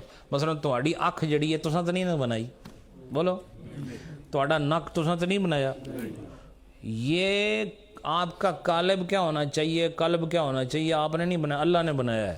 لیکن اس کے بعد کا جو عمل ہے یہاں اس کی بات ہو رہی ہے، اور جو مثال فرعون دے رہا ہے اس مثال کا اس کے ساتھ تعلق ہی نہیں ہے، چونکہ اس مثال کے اندر عمل کا کوئی ہاتھ پیر ہے ہی نہیں۔ یعنی مغز اور کھال کی جو بات کی جا رہی ہے اس کا تعلق کردار کے ساتھ نہیں ہوتا، سمجھے کہ نہیں؟ مثلا اخروٹ جیسا بھی ہے اندر اور باہر سے، وہ عمل سے اسے کوئی تعلق نہیں۔ اور مجھے اور آپ کو بھی جو اللہ نے جو ہمارا پوسٹ بنایا ہے یہ بھی ہمارا پوسٹ ہے نا، بولو ہے کہ نہیں؟ یہ اوپر اس کے اندر بھی ہے نا، تو وہ جو اندر بنا اور باہر بنا اس میں تو خدا کی قدرت ہے، لیکن مسئلہ یہ نہیں ہے کہ یہ کیسے بنا ہے، مسئلہ یہ ہے کہ عمل ہمارا کیا ہے، اس کا اس سے کوئی تعلق نہیں۔ بات سمجھے کہ نہیں؟ تو اتنی بات کو تو فرعون کو ہم بھی جواب دینا جانتے ہیں، سمجھے کہ نہیں بھائی؟ اچھا آگے وہ کہتے ہیں کہ اب ساری قدرت اس کے پاس ہے، چاہے تو وہ ہمیں چاند سا بنا دے اور چاہے تو وہ ہمیں سیاہ کر دے، چاند جیسا روشن مکھڑا عطا فرمائے، یا شب دیجور سے اٹا ہوا چہرہ سیاہ چہرہ دے دے، یہ بھی اس کے ہاتھ میں ہے۔ تو اس کا مطلب یہ وہ خلقت بول کر وہ کردار کو نشانہ بنا رہا ہے، وہ خلقت کو ذکر کر کے کریشن کو نہیں سمجھے، یعنی جو اللہ کی جو کریشن ہے اس کریشن کو وہ سٹیٹ کر کے اس کے ورڈنگز یوز کر کے وہ پریکٹس کے لیے اپنی نیت کا اظہار کر رہا ہے۔ تو پریکٹس کا اس کے ساتھ کیا تعلق ہے؟ پریکٹس تو تمہاری اپنی ہے، جو اس کی کریشن ہے وہ اس نے اپنی مرضی سے بنائی ہے۔ تو وہ کہتے ہیں نہیں، یہ جو ہم برے اور اچھے ہیں یہ بھی اس نے بنایا ہے۔ تو اب وہ یہ کہتا ہے کہ یا تو اس نے ہمیں کسی کو چاند بنا دیا اور کسی کو روشن مکھڑا بنا دیا اور کسی کو کالا منہ دے دیا، یہ اس کی مرضی ہے۔ اب آگے کہا کہ خود بخود کون سا کام ہو سکتا ہے؟ دیکھو اب یہ باتیں عام آدمی سے کرو بگڑ جائے گا، کہے گا بالکل صحیح کہتے ہو۔ کہتے ہیں خود بخود کون سا کام ہو سکتا ہے؟ جتنے کام ہو رہے ہیں سب اللہ کر رہا ہے۔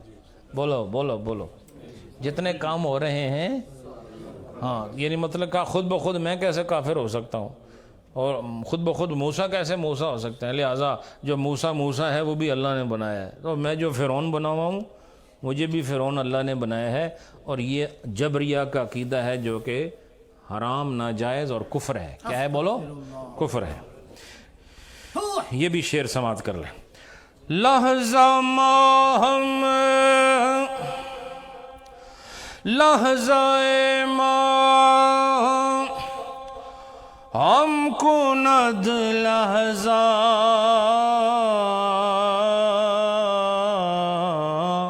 سیاہ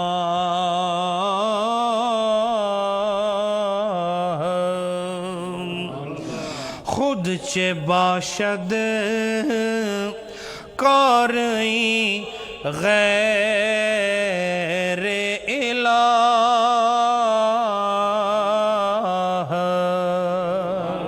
تکبیر، نعرہ رسالت، آستانہ علیہ نعریاں شریف۔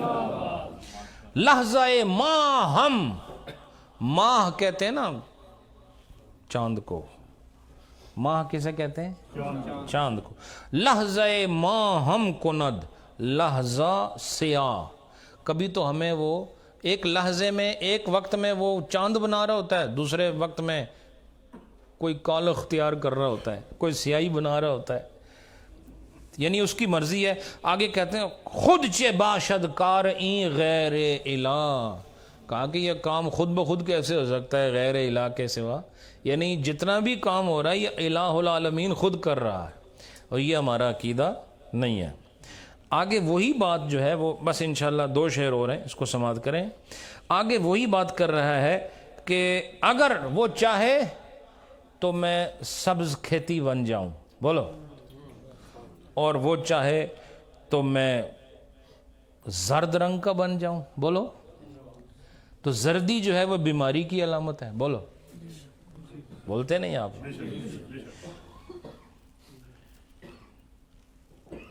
زردی کس کی علامت ہے؟ ہاں، اور زردی کے مقابلے میں سبزی کا ذکر ہوتا ہے۔ یہ تھوڑی کھانے والی سبزی نہیں، رنگ کی بات ہو رہی۔ تو سبزی جو ہے وہ حشاش بشاش چہرے کی علامت ہوتی ہے، یعنی جب خوشیوں کا دور دورہ، اور زردی بولو، تو یہ بیمار آدمی جو ہے زرد رنگ کا ہوتا ہے۔ تو وہ گویا وہ یہ کہہ رہا ہے کہ جب تو یہ حکم دیتا ہے کہ میں سرسبز کھیتی بن جاؤں تو میں وہی بن جاتا ہوں، اور جب تو چاہتا ہے کہ میں بدصورت ہو جاؤں، زرد ہو جاؤں، تو میں پھر وہی بن جاتا ہوں۔ اس کا مطلب یہ کہ میرا اپنا کوئی کام نہیں ہے، سارا کام یعنی غیر الہ کا نہیں ہے، خود الہ کا ہے، سمجھے کہ نہیں؟ وہ جسے چاہتا ہے کھیتی ہو جائے وہ کھیتی ہو جاتا ہے، جسے چاہتا ہے زردی ہو جائے وہ زردی بن جاتا ہے، جسے چاہتا ہے وہ بیٹھ جائے وہ بیٹھ جاتا ہے، جسے چاہتا ہے کھڑا کر دے کھڑا ہو جاتا ہے۔ یہ بات تو ٹھیک ہے، یہ بات تو ٹھیک ہے، کھڑا کرنا چاہے تو کھڑا ہو جاؤ، بیٹھانا چاہے بیٹھ جاؤ، لیکن اللہ پاک نے اس بٹھانے اور اٹھانے کو ہمارے اختیار کے حوالے کر دیا، بولو، اس کو ہمارے اختیار، ورنہ اٹھنا اور بیٹھنا ہمیں کیا پتا تھا؟ اٹھنا اور بیٹھنے کا خالق اللہ ہے۔ اے جڑا سا بیٹھے ہوئے ہو، اے بیٹھنا کس بنایا؟ بولنے نہیں ہو، بولنے نہیں ہو بھئی، تساں تو ہے ہی نہیں، تسیں کیا پتا بیٹھنا کیا چیز ہونی ہے؟ میں تھوڑی بولی بولاں تو شاید تھوڑے سراں ہی گل پوے، مثلا تساں آنے میں کھلتا ہویا کھلوتا ہویا، تو آپ کو کیا پتا کہ کھڑا ہونا کیا چیز ہوتی ہے؟ بولو نا۔ تو یہ کھڑا ہونا ایسے الف کی طرح، یہ اللہ نے بنایا ہے کھڑا ہونا، اس لیے ہم کہتے ہیں اعمال کا خالق کون ہے؟ اللہ ہے، اور ہم اس عمل کے لیے کاسب ہیں۔ کیا ہے؟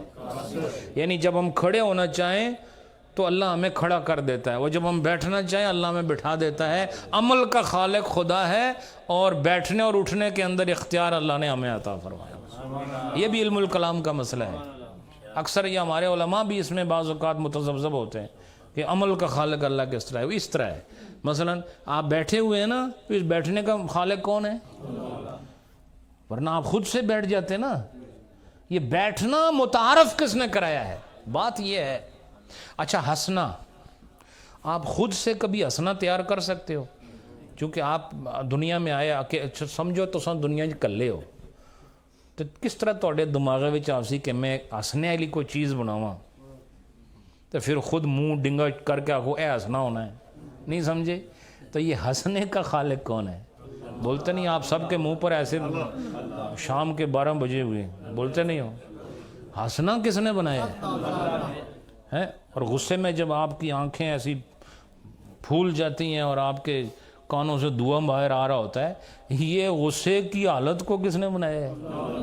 تو پتہ چلا کہ ہمارے جو عمل ہوتے ہیں ان اعمال کا خالق خدا ہے، لیکن ان اعمال کو پرفارم کرنے کے لیے جو اس کی اتھارٹی ہے وہ اللہ نے ہمیں عطا فرمائی۔ ہم نہ بیٹھنا بنا سکتے ہیں، نہ کھڑا ہونا بنا سکتے ہیں، نہ سجدہ بنا سکتے ہیں، نہ رکوع بنا سکتے ہیں، نہ کھانا بنا سکتے ہیں، نہ پینا بنا سکتے ہیں۔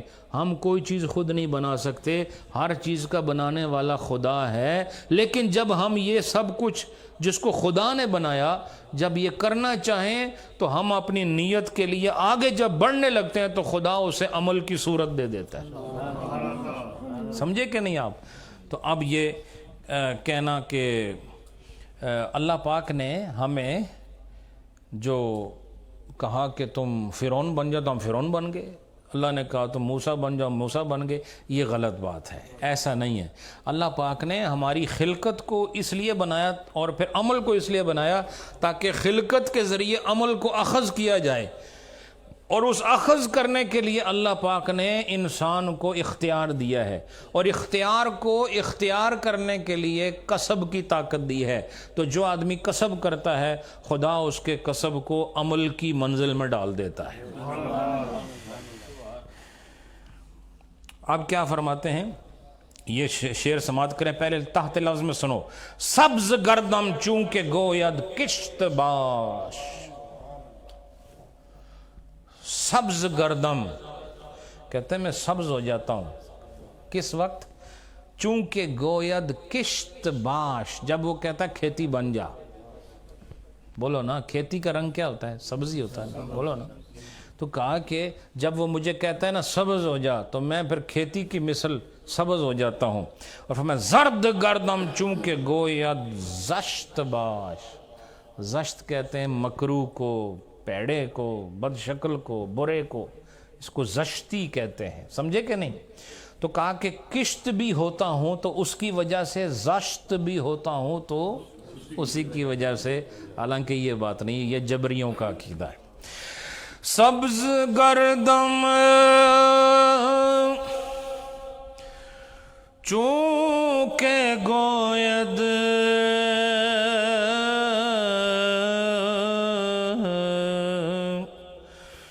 کشت باش،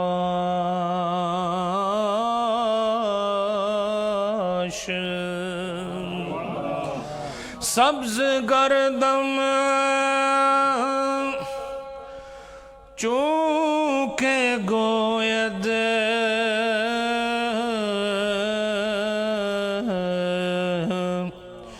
کشت باش،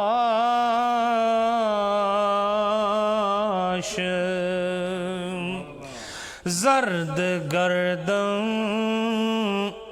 چونکہ گوید زشت باش۔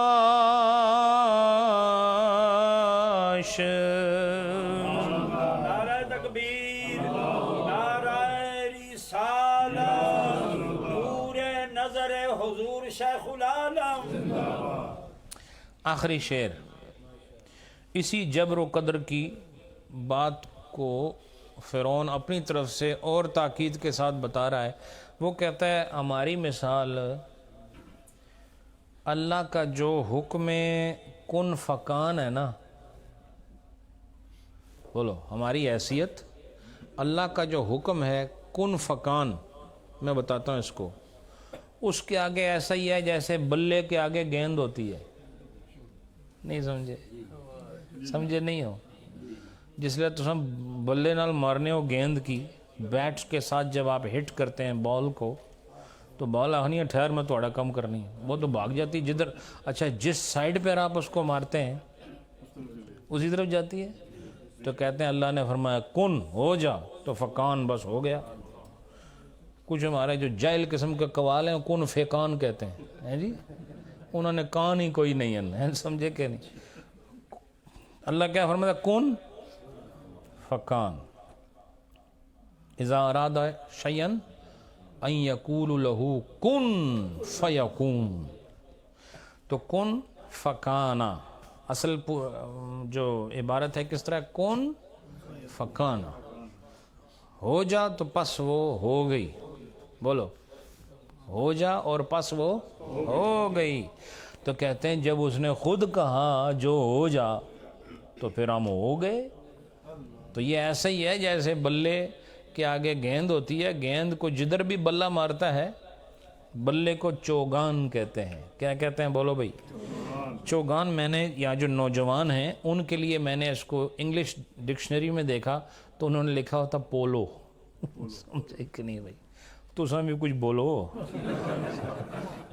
پولو گیم دیکھی ہے آپ نے؟ ہیں یہ پولو واحد گیم ہے جس میں خوبصورتی ہوتی ہے ہر طرف، سمجھے کہ نہیں؟ بندے بھی اسی برائے نام ہونے تو سب سے زیادہ خوبصورتی اسے واسطے رکھنے. 2-3 آدمی بیچارے ایک ڈنڈا لے کے پورے جنگل میں گھوم رہے ہوتے ہیں، سمجھے کہ نہیں؟ ایسے خوبصورت ماحول ہوتا ہے اور جہاں لاکھوں لوگ بیٹھ کے دیکھ رہے ہوتے ہیں، عجب وہاں شور شرابہ اور میدان بھی برائے نام ہوتا ہے. تو بہرحال وہ پولو وہ چوگان کا انہوں نے میننگ لکھا ہوا تھا کہ وہ اس میں کیا ہوتا ہے. اب جو پولو گیم ہے اس میں ایک بال ہوتی ہے، بولو، تو اس کا بھی وہ کیا کہتے ہیں اس کو، ریکٹ کہتے ہیں اس کو، کیا کہتے ہیں، بیٹ کہتے ہیں، کیا کہتے ہیں اس کو؟ بیٹ تو بلا ہونا ہے. پولو والا کس تانوں پتہ ہے؟ مجھے تو نہیں پتا. وہ جس سے گیند سٹک ہو گئی، چلو ٹھیک ہے، ہاں بس سٹک ہوگی. تو وہ جو پولو سٹک ہے تو جب وہ اس کو ایک خاص طریقے کے ساتھ بیچارہ کو وی واری اس طرح کرنا ہے، وہ دور سے لگتا ہے کوئی بچے کو جھولا دے رہا ہے، سمجھے کہ نہیں؟ تو وہ کئی دفعہ پھر وہ اس کو ہٹ کرتا ہے تو جدھر وہ پہنچانا چاہتا ہے تو یہ تو بندہ ہے، کبھی پہنچے گی کبھی نہیں. تو اللہ جو چاہے وہ تو ہوتا ہی ہے نا، بولو. تو اب یہ بالکل جبریوں والا عقیدہ ہے. کیا عقیدہ؟ کہ ہم تو جو اس کا حکم کن فکان ہے اس کے آگے ایسے ہی ہیں جیسے کہ اللہ پاک نے فرمایا کہ یہ ہو جا تو ہم وہ ہو گئے. اس نے کہا نمازی ہو جا، میں نمازی ہو گیا. اس نے کہا فرعون ہو جا تو میں فرعون ہو گیا. اس نے فرمایا تو موسیٰ ہو جاتا، موسیٰ ہو گیا. فرمایا ایسا نہیں ہے.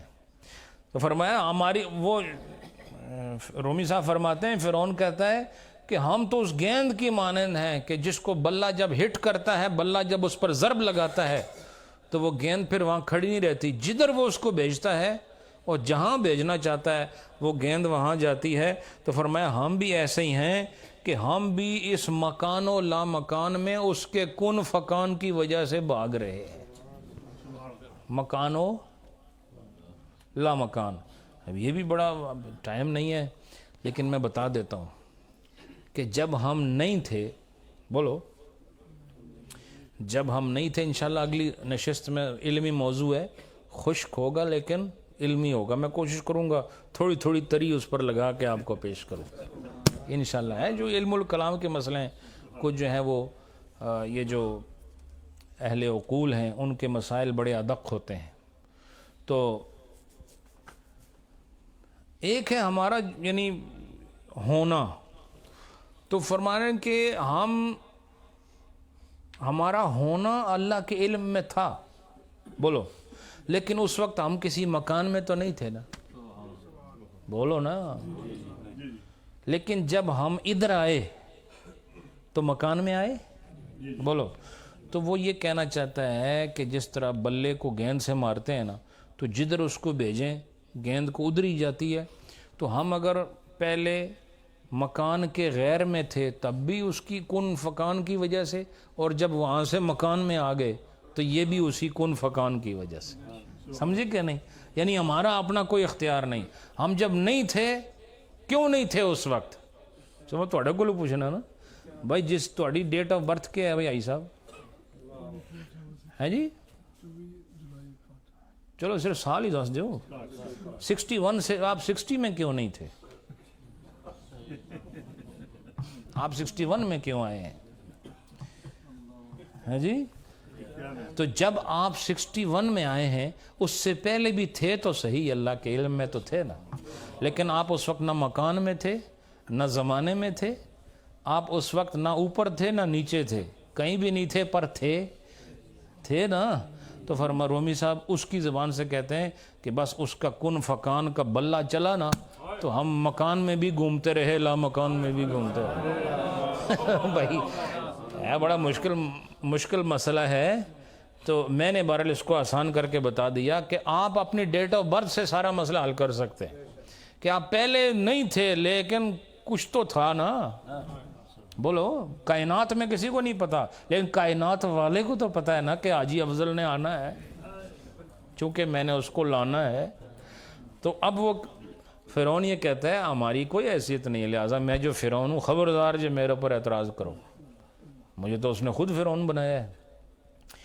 تو اگر یہ مرحلہ ہو تو پھر یاد رکھو شریعت کی کوئی ضرورت نہیں، پھر قرآن کی کوئی ضرورت نہیں، پھر نبی کے بلانے کی کوئی ضرورت نہیں، پھر کسی کو حلال اور کسی کو حرام کہنے کی ضرورت نہیں. کیوں؟ جب سب کچھ خدا نے اپنی مرضی سے ہی کرنا ہے تو پھر ہمیں عمل کی ضرورت ہی کیا ہے؟ ہم چاہے ہم فرعون بنیں یا موسیٰ بنیں، پھر تو خدا کی مرضی سے بنیں گے. یہ عقیدہ رکھنے سے قرآن، صاحب قرآن، شریعت، طریقت، حلال حرام، جائز ناجائز، سارے کا سارا ڈھانچہ دڑام سے گر جاتا ہے. پتہ چلا ہم ایسے مجبور محض نہیں ہیں جس طرح ہم خلقت میں آنے کے لیے مجبور محض تھے، عمل کے لیے اور عقیدے کے لیے ہم مجبور نہیں ہیں، بلکہ اللہ نے ہمارے لیے قدر رکھی ہوئی ہے، اللہ نے ہمارے لیے اختیار رکھا ہوا ہے، اللہ نے ہمارے لیے اس اختیار کو اپنانے کے لیے نبوت کا معیار رکھا ہوا ہے. سمجھ گئے آپ؟ بس یہ آخری شعر ہے، اس کو سماعت کر لیں. پہلے ذرا اس کا لفظی جو کلام ہے اس کو دیکھ لیں. تحت لفظ میں پیش چوگاں ہائے حکم کن فکاں، میں دویم اندر مکان و لا مکان. دویدن کہتے ہیں دوڑنے کو، تو کہتے ہیں میں تو گیند کی طرح دوڑ رہی ہوں، کبھی مکان میں ہوں کبھی لا مکان میں ہوں. فرعون کہتا ہے تو ہماری حیثیت کیا ہے کہ ہم اس پولو کی گیم کی طرح ہیں کہ جس میں گیند کو بلہ جب مارتا ہے تو بس گیند کا اپنا اختیار نہیں رہتا. تو اس میں تو ہم بھی تمہارے ساتھ ہیں فرعون، کہ جب اللہ کے بلے سے مراد اللہ کی قدرت لے لو نا، بولو اللہ کی قدرت. تو اس نے اپنی قدرت سے کہا کہ جاؤ اب عدم سے اٹھو اور وجود کی طرف نکلو. فرام ناٹ بینگ نا موو آن ٹورڈز بینگ. نہیں سمجھے؟ تو یہ اللہ کا حکم تھا نا. بولو from not being transferring us towards being another state. This can only be done with the powers of Allah subhanahu wa ta'ala. No one can exist by himself. بولو. تو یہ تو بھئی فرعون بدبخت، ہم بھی مانتے ہیں اس بات کو. تو جب وہاں تھا تو وہ اللہ پاک نے وہاں رکھا، اور جب ادھر آیا تو اللہ نے ادھر رکھا ہے. اس پر تو سوال تجھ سے ہوگا بھی نہیں. خدا تجھ سے یہ تو نہیں پوچھے گا تو مکان میں کیوں رہا، لا مکان میں کیوں رہا. بولو اللہ تجھ سے یہ پوچھے گا جب تجھے غیر مکان سے مکان میں داخل کیا تو جو ہم نے تجھے حکم دیا تھا تو نے اس کو کیوں نہیں پورا کیا ہے. اس کے بارے میں تجھ سے پوچھا جائے گا. پیش چوگاں ہائے حکم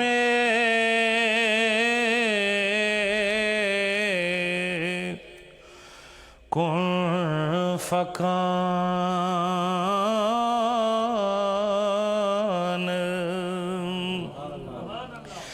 پیش چوگاں ہائے حکم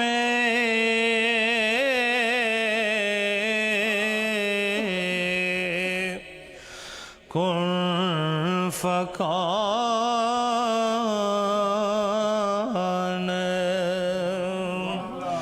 میں دویم در مکانو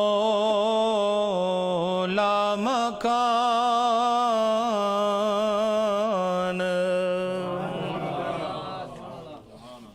حضرات یہ سارے اشعار بظاہر آپ پر ثقیل رہے ہیں، لیکن میں نے آپ کو ایک ایک شعر کو آپ کی سادی زبان میں منتقل کر کے آپ کو سمجھانے کی کوشش کی ہے کہ ہم بائی فورس نہیں چل رہے ہیں، ہم اپنی اتھارٹی کے مطابق آگے چل رہے ہیں، اور جس چیز میں ہماری اتھارٹی ہے we will be questioned in that field where we have our own authority. We are going to be questioned in that particular field. اور دوسری کون سی جگہ ہے؟ where there is no authority we will not be questioned in that field. سمجھے کہ نہیں؟ بولو نا. جہاں پر ہمارے اختیار نہیں وہاں ہم سے سوال نہیں، اور جہاں ہمارے اختیار ہے وہاں پر ہم سے سوال ہوگا. وآخر دعوانا ان الحمد للہ رب العالمین. بارک اللہ بارک اللہ. عظیم الشان درس مثنوی جانشین حضور شیخ العالم سے خوبصورت درس سنا. اللہ تعالیٰ ہم سب کو عمل کی توفیق عطا فرمائے. اللہ تعالیٰ آپ کا سایہ ہمارے سروں پر تا دیر قائم و دائم رکھے، اور نور ٹی وی کی یہ بہاریں اسی طرح پوری دنیا میں چمکتی دمکتی رہیں، اور نور ٹی وی کے ذریعے فیضان اللہ کرے پوری دنیا میں اسی طرح جاری و ساری رہے. ہماری اس مجلس میں الحمدللہ اللہ کے خاص فضل سے کثیر تعداد میں علماء کرام، خلفاء کرام اور الحمدللہ اہل محبت دور دراز سے سفر کر کے تشریف لائے ہیں.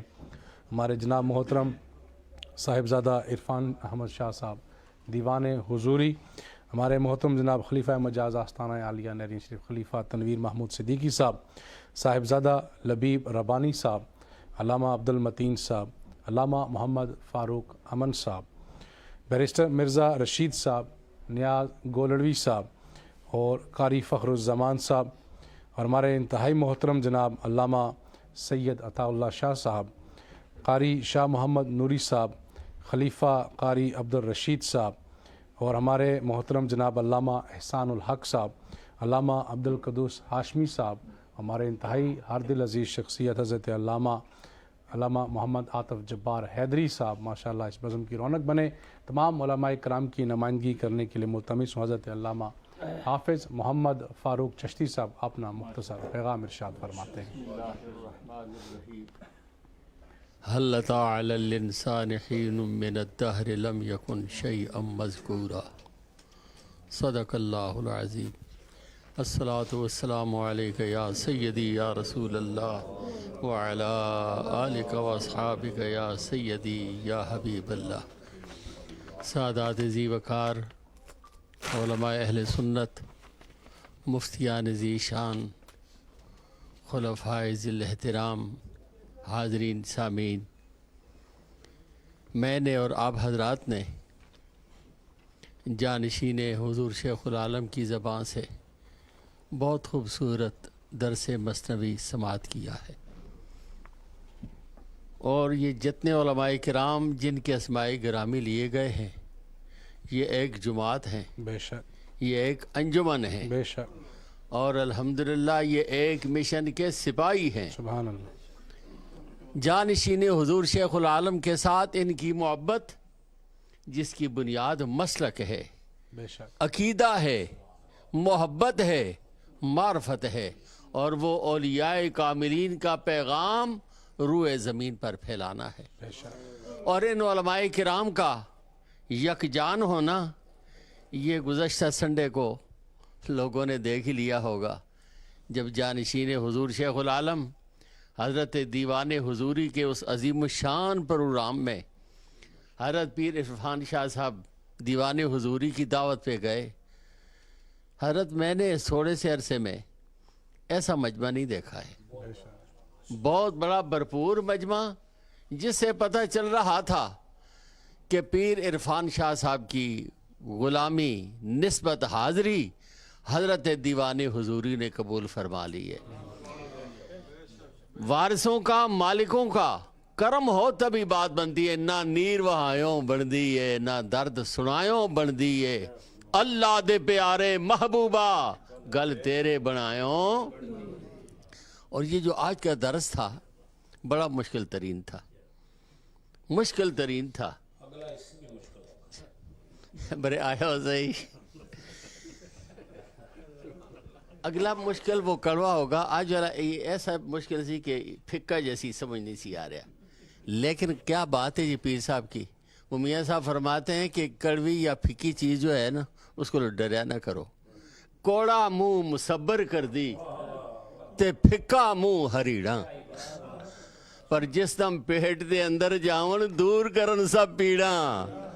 ہاں یہ کمال ہے. جس دم پیٹ دے اندر. حضرت جی آپ نے اتنے باریک مسائل کھولے. جناب مولا مرتضیٰ شیر خدا حلتا سے کسی آدمی نے سوال کیا کہ حضرت یہ بتائیں انسان مختار ہے یا محتاج؟ اگر وہ مختار ہے تو محتاج کیسے، اور اگر محتاج ہے تو مختار کس چیز کا؟ جناب مرتضیٰ کے سامنے کھڑا تھا. آپ نے فرمایا ایک ٹانگ کو اٹھاؤ. اس نے ٹانگ کو اٹھایا. فرمایا اب دوسری کو اٹھاؤ. حضور نہیں اٹھا سکتا، گر جاؤں گا. فرمایا یہی بات ہے اتنی کہ کچھ معاملات میں اللہ رب العزت نے انسان کو اختیار دیے، اور وہ اختیارات اللہ والوں کی تعلیمات، رسول اللہ کی شریعت اور بندگان خدا کی نسبت سے نصیب ہے. اور اس پر جو ایمان کی تفصیلات ہمیں بچپن میں علماء نے، اساتذہ نے، بزرگوں نے سکھائی تھی، سمجھائی تھی، اس کے اندر والقدر خیرہی وشرہی من اللہ تعالی. الحمدللہ ہم اسی مضمون کو بڑی وسعت کے ساتھ، مضبوطی کے ساتھ سن رہے ہیں. اور پیر صاحب کا پورے مضمون کے اندر ایک یہ جملہ یہ میرے دل کو لے گیا ہے. سبحان اللہ. کہ خاک کے ساتھ پاؤں تو جڑے ہوئے ہیں، کاش پیشانی بھی جوڑی جائے. کہہ دو نا ذرا سبحان اللہ. ذرا بآواز بلند کہو سبحان اللہ. پورے درس کی روح ہے جی. پاؤں تو جڑے ہوئے ہیں، یہ اللہ نے جوڑے ہیں، اور پیشانی جوڑنے کی تعلیم رسول اللہ نے دی ہے. اگر بلندی چاہیے تو اس کو. اور دیکھو نا انسان بنا تو خاک سے ہی ہے نا. سب علماء اس بات کو جانتے ہیں کہ 4 چیزوں سے انسان بنا ہے. پانی ہے، مٹی ہے، ہوا ہے، آگ ہے. لیکن اگر کوئی آدمی کو کہو کہ یہ آبی ہے، محسوس کر جائے گا. اگر کوئی ہوا تو بنا ہے، ہوا ہی ہے، مولو اور زیادہ محسوس کر جائے گا. اور یہ آگ سے بنا ہے، اس کو کہو یہ ناری ہے، پھر تو مولو سر ہی چڑھ جائے گا. لیکن اگر کہا جائے یہ خاکی ہے تو اس میں اپنا فخر محسوس کرتا ہے. آخر بات حالانکہ ساری چیزیں درست ہیں، پر خاک پر ناز کیوں ہے؟ بزرگان دین فرماتے ہیں یہی تو وہ حقیقت ہے. وَإِلَى الْأَرْضِ كَيْفَ سُطِحَتْ. زمین کی عاجزی کو دیکھو، انکساری کو دیکھو. پھل بھی اس میں، پھول بھی اس میں، رونق بھی اس میں، خوشبو بھی اس میں، سبزہ بھی اس میں. اولیاء کاملین کی تعلیم ہی یہی ہوتی ہے. یہی بات ہمارے زہد الانبیاء بابا فرید پاک سمجھا گئے. منیم واللہ یارا منیم، سر سرم کاز کازم منیم. حضرت بلے شاہ فرماتے ہیں اور مٹی دے نال مٹی ہو کے رکھ پچھان کوئی نہ یار. اپنے آپ کو مٹی کے ساتھ ملا کر اپنی حیثیت ختم کر دے، لیکن ختم کرتے وقت تیرے پاس رنگ کون سا ہو؟ لا الہ دی رمز نیاری الا اللہ بھی کہیو یار. میں تمام اہل محبت کو مبارکباد پیش کرتا ہوں. آتے ہو اور ایک کسوٹی کے پاس آتے ہو. آج پتہ چلیا کہ تھے کئی بندے آنے تھے کئی نہیں آنے. تو کسوٹی دے سامنے جاؤ نا تو حقیقت کھول کے سامنے آ جاندی. یہ وہ کسوٹی ہے، وہ عقیدہ اہل سنت کی اصل ہے، بنیاد ہے، روح ہے. اللہ انہیں سلامت رکھے اور آپ آنے والوں کو شاد، آباد اور دونوں جہانوں میں زندہ باد رکھے. ماشاءاللہ. معزز ناظرین، حاضرین، آپ نے حافظ صاحب کا پیغام سنا. انشاءاللہ آنے والا اتوار 12 مئی کو، جس طرح آپ کو معلوم ہے کہ آستانہ عالیہ نری شریف کا یہ خوبصورت مرکز جو حضور شیخ العالم رحمۃ اللہ تعالی علیہ کا تیار کردہ ہے، اس مرکز میں ماہانہ محفل کا بندوبست ہوتا ہے. تو انشاءاللہ آنے والے اتوار کو 12 مئی کو 6:30 بجے انشاءاللہ ماہانہ محفل ختم خواجگان و ذکر ہوگا. 11ਵੀं शरीफ का ये खूबसूरत अजीम उशान प्रोग्राम होगा। जिस तरह हर महीने यहाँ 11वीं शरीफ का प्रोग्राम होता है, इंशाल्लाह ये प्रोग्राम भी नूर टीवी के ज़रिए बराह रास्त नशर होगा। जितने भी लोग दूर दराज के रहने वाले, हमेशा की तरह आपने कोशिश करनी है कि आपने यहाँ 12 विक्टोरिया रोड आस्टन बर्मिंघम में पहुँचना है। ठीक 6:30 बजे प्रोग्राम का आगाज़ होगा और नमाज मगरिब से पहले इंशाअल्लाह दुआ होगी। ख़वातीन के लिए ख़ुसूसी पर्दे का बंदोबस्त अल्हम्दुलिल्लाह यहाँ होता है। लंगर शरीफ का भी बंदोबस्त तमाम अहले मोहब्बत के लिए होगा। तो मैं तमाम नाजरीन हाजरीन को बिलखुसूस दावत दूँगा कि आपने इस प्रोग्राम को में आने के लिए यकीनी तौर पर कोशिश करनी है कि आप यहाँ पर तशरीफ़ लाएँ। और ये प्रोग्राम इंशाअल्लाह नूर टीवी से बराह रास्त नशर होगा। ख़त्म ख़ाजगान क़िबला पीर साहब पढ़ाएंगे और इंशाअल्लाह ज़िक्र भी आपके साथ होगा और सब के लिए इंशाअल्लाह इज्तिमाई दुआ भी होगी और नरिया शरीफ के इस खूबसूरत मरकज़ से आपका खूबसूरत रूहानी पैगाम भी सुना जाएगा। तो तमाम जितने भी घरों में बैठे हैं, अगर किसी वजह से यहाँ ना पहुँच सके तो आप अपने घरों में इस महफ़िल का बंदोबस्त करें। अपने बच्चों के साथ बैठकर आपने टीवी के सामने बैठकर इस ख़त्म ख़ाजगान में ज़िक्र में शामिल होना है। तो अल्लाह ताला हम सब को अमल की तौफ़ीक अता फ़रमाए। आने वाला दरस मसनवी जो 14 मई बरोज़ मंगल को ठीक 8 बजे इंशाअल्लाह शुरू होगा। नमाज मगरिब से पहले इंशाअल्लाह कोशिश कीजिए ख़त्म हो जाए। आपने यहाँ पर बर वक्त पहुँचने की कोशिश करनी है। 14 मई बरोज़ मंगल 8 बजे इंशाअल्लाह दरस मसनवी होगा।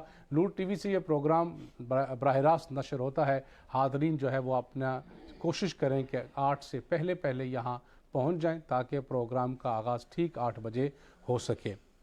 हमेशा की तरह हमारी ये बहन है माशाअल्लाह, बड़ा भरपूर तावन करती हैं। कई मरतबा उनके ऐलानात भी हो चुके हैं अल्हम्दुलिल्लाह, और वो यहाँ हमारे मुश्ताक साहब से रब्ता करके, हमारे क़िबला पीर साहब से रब्ता करके वो यहाँ पर अहले मोहब्बत जो दूर दराज से सफ़र करके तशरीफ़ लाते हैं उनके लिए लंगर शरीफ का दरस मसनवी के बाद जो लंगर शरीफ होता है उसका बंदोबस्त करती हैं। हमारी बहन है माशाअल्लाह शमीम साहिबा, लीड्स से, इन्होंने रहती लीड्स में माशाअल्लाह अपने पीरखाने इस आस्थाने में खूबसूरत लंगर का बंदोबस्त हमेशा करने की कोशिश करती हैं। और जब भी कभी उनको मौका मिले तो कोशिश करती हैं कि हर मंगल को शामिल, बाज़ औक़ात लोग ने टाइम लिया होता है, लोगों ने कोशिश करते वो भी शामिल हो। तो उन्होंने क़िबला पीर साहब की खिदमत में गुजारिश की है कि सुमेरा और ईदन की सलामती के लिए, उनकी दराजी उम्र के लिए, सेहतियाबी के लिए खुसूसी दुआ करें और उनके वालिदैन मरहूमीन के लिए भी खुसूसी दुआ की जाए। तो अल्लाह ताला हमारी इस बहन की कोशिश को अपनी बारगाह में कबूल और मंजूर फरमाए और ऐसी महफ़िलें हमेशा जारी और सारी रहे। मैं बिला ताख़ीर जानशीन हज़ूर शेख़ुल आपकी खिदमत आले मुल्तमिस हूँ कि ज़िक्र के साथ जितने भी लोग जहाँ जहाँ बैठे हैं सभी ज़िक्र में शामिल हों। चाहे आप सोशल मीडिया के ज़रिए देख रहे हैं या नूर टीवी के ज़रिए देख रहे हैं या वेबसाइट के ज़रिए, किसी भी ज़रिए से आप प्रोग्राम देख रहे हैं, तो इस वक्त ये लाइव प्रोग्राम में आप हमारे साथ जुड़े हुए हैं। तो आप भी अपने घरों में ये बैठकर इस महफ़िल में शामिल हो सकते हैं। अल्लाह ताला हम सबको अमल की तौफ़ीक अता फ़रमाए।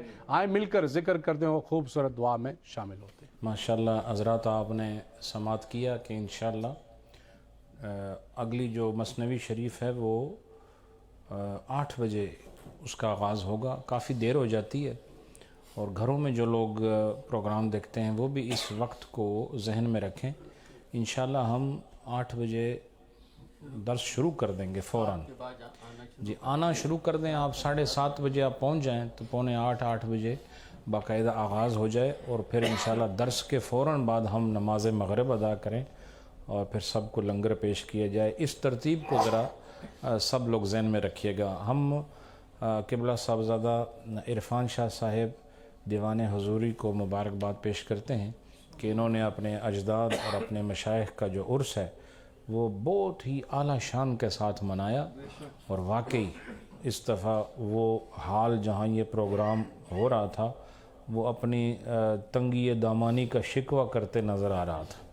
कसरत से उलमा भी और अवाम उन्नास ने शिरकत की। अल्लाह पाक आपकी ये काविश कबूल फरमाए और अपने मशाइख की बारगाह में जो आपने अपनी हाज़री पेश की है, अल्लाह इसको आपके लिए बुलंदी दरजात और आपके लिए बुलंदी मकामात का ज़रिया फरमाए। और इंशाअल्लाह ये आपको बता दिया गया है कि 8 बजे इंशाअल्लाह आइंदा मसनवी शरीफ का दर्स होगा। जो आप बैठे हैं इस वक्त को जहन में रखना और पहले से तशरीफ़ लाएँ। और जो 11वीं शरीफ है महाना, इंशाअल्लाह ये 6:30 बजे इतवार को 12 تاریخ آپ سب علماء اس کو نوٹ کر لیں، آپ سب اہل محبت بھی 11ویں شیف میں آیا کریں۔ یہ ہمارے یوں سمجھو ایک درباروں کا پروگرام نہیں، یہ سنیوں کا پروگرام، چاہے وہ چشتی ہے، قادری ہے، نقشبندی، جو مرضی ہے، لیکن سب کا متفقہ پروگرام ہے۔ یہ جو 2-3 پروگرام ہیں یہ سنیوں کے باہمی پروگرام ہیں، جس میں ایک میلاد النبی ہے اور دوسرا 11ویں شریف۔ اس میں آپ ضرور شریک ہوں انشاءاللہ۔ اتوار کو سبھی لوگ تقریباً چھٹی پر ہوتے ہیں، تو ٹیلی ویژن پر جو لوگ اس وقت پروگرام دیکھ رہے ہیں آپ بھی سوئچ آن کیجئے گا ٹی وی کو، انشاءاللہ 6:30 بجے کے بعد لائیو براہ راست انشاءاللہ 11ویں شریف کی مجلس آپ کو دکھائی جائے گی، اور آخر میں انشاءاللہ ختم خواجگان شریف اور ذکر کی محفل کا انعقاد بھی ہوگا۔ لا الہ الا اللہ، لا الہ الا اللہ۔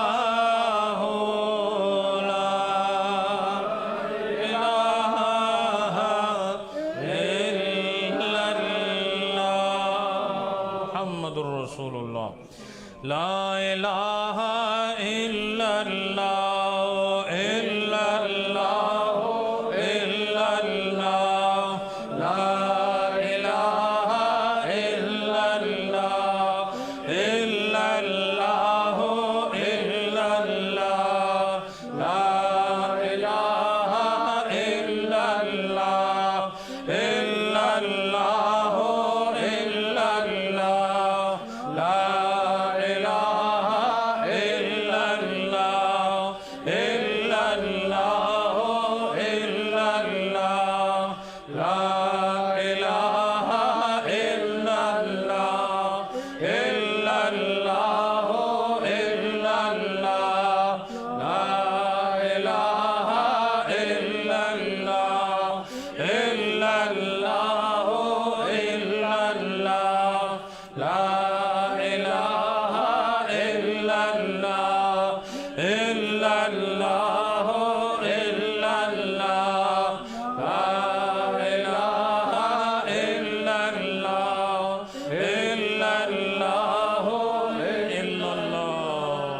محمد رسول اللہ اللہ اللہ اللہ اللہ اللہ اللہ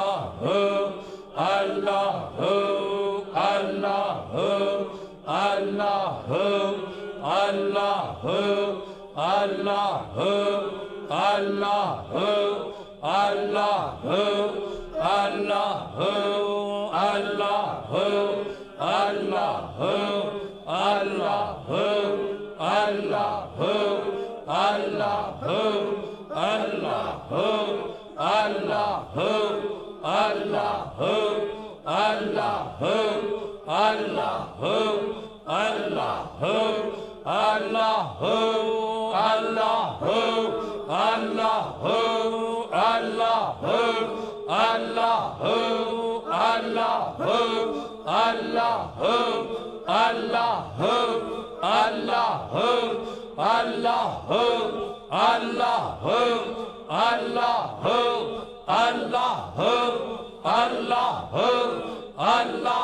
اللہ اللہ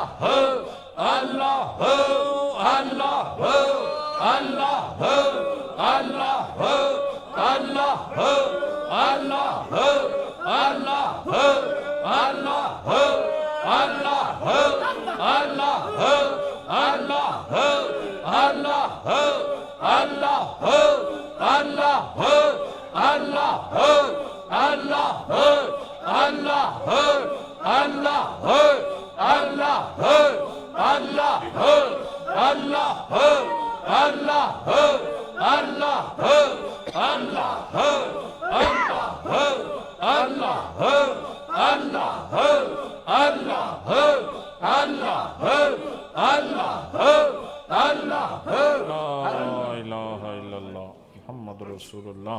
میرے ساتھ مل کر بسم اللہ الرحمن الرحیم الحمدللہ رب العالمین الرحمن الرحیم مالک یوم الدین ایاک نعبد و ایاک نستعین اهدنا الصراط المستقیم صراط الذین انعمت علیہم غیر المغضوب علیہم ولا الضالین آمین. سورة الاخلاص.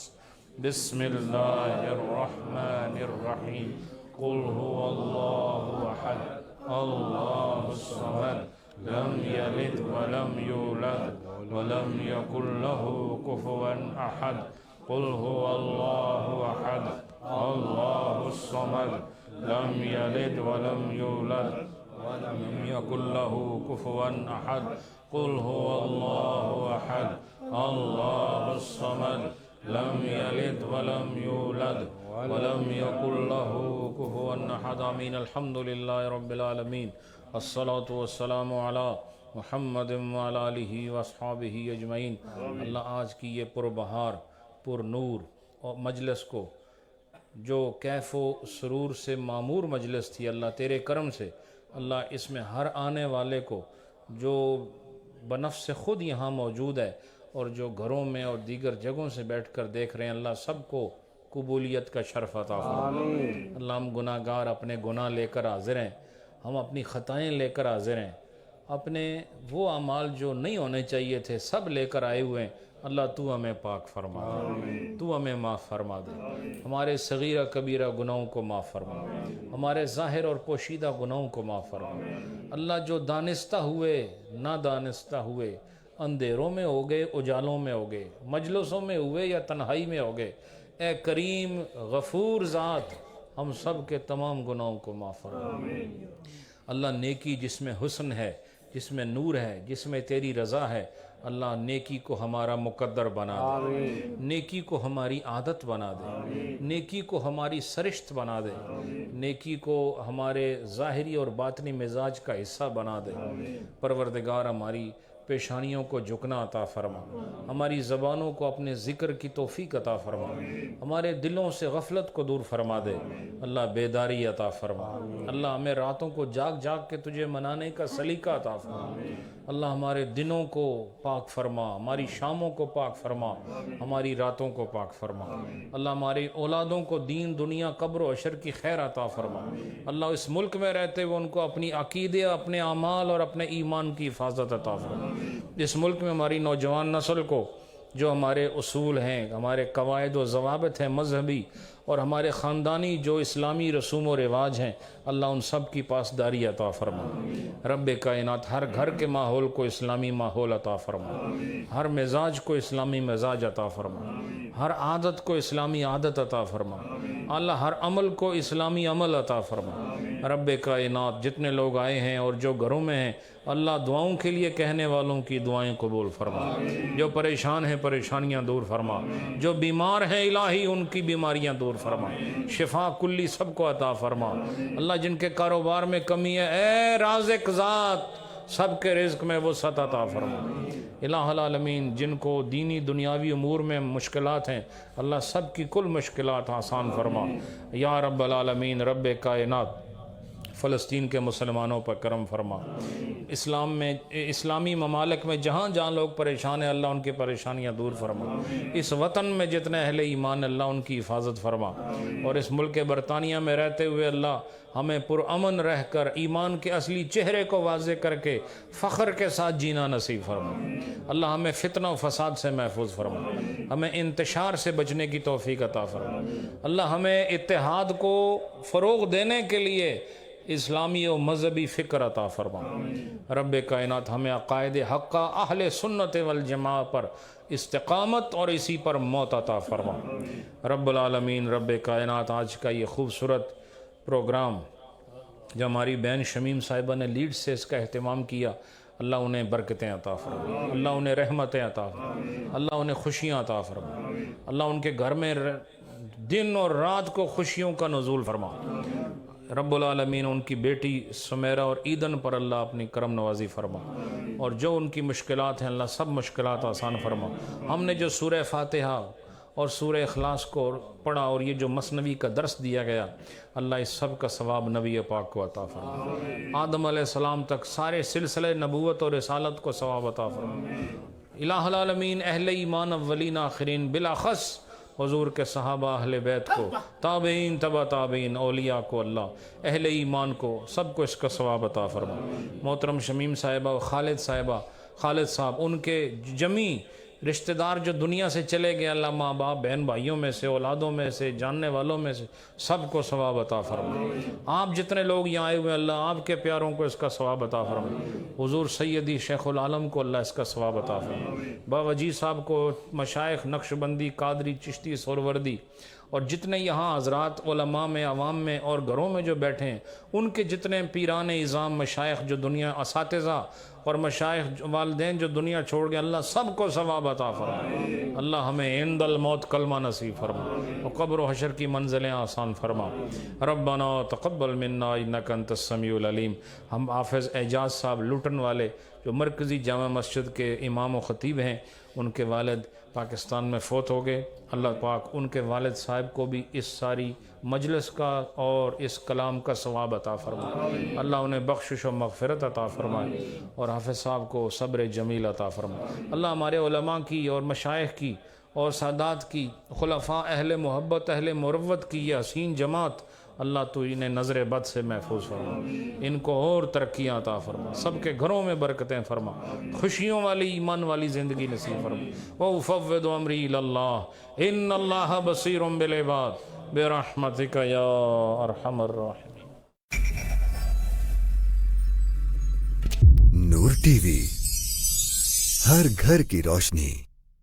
شیزا کلیکشن لایا ہے لیڈیز کے لیے کپڑوں کی نئی ورائٹیز. عید ہو یا پارٹیز، من پسند لباس خریدیں انتہائی مناسب قیمت پر ایک ہی چھت تلے. ہمارے ہاں فل سٹچڈ پارٹی ویئر اور بہترین کیجول ڈریس تیار کیے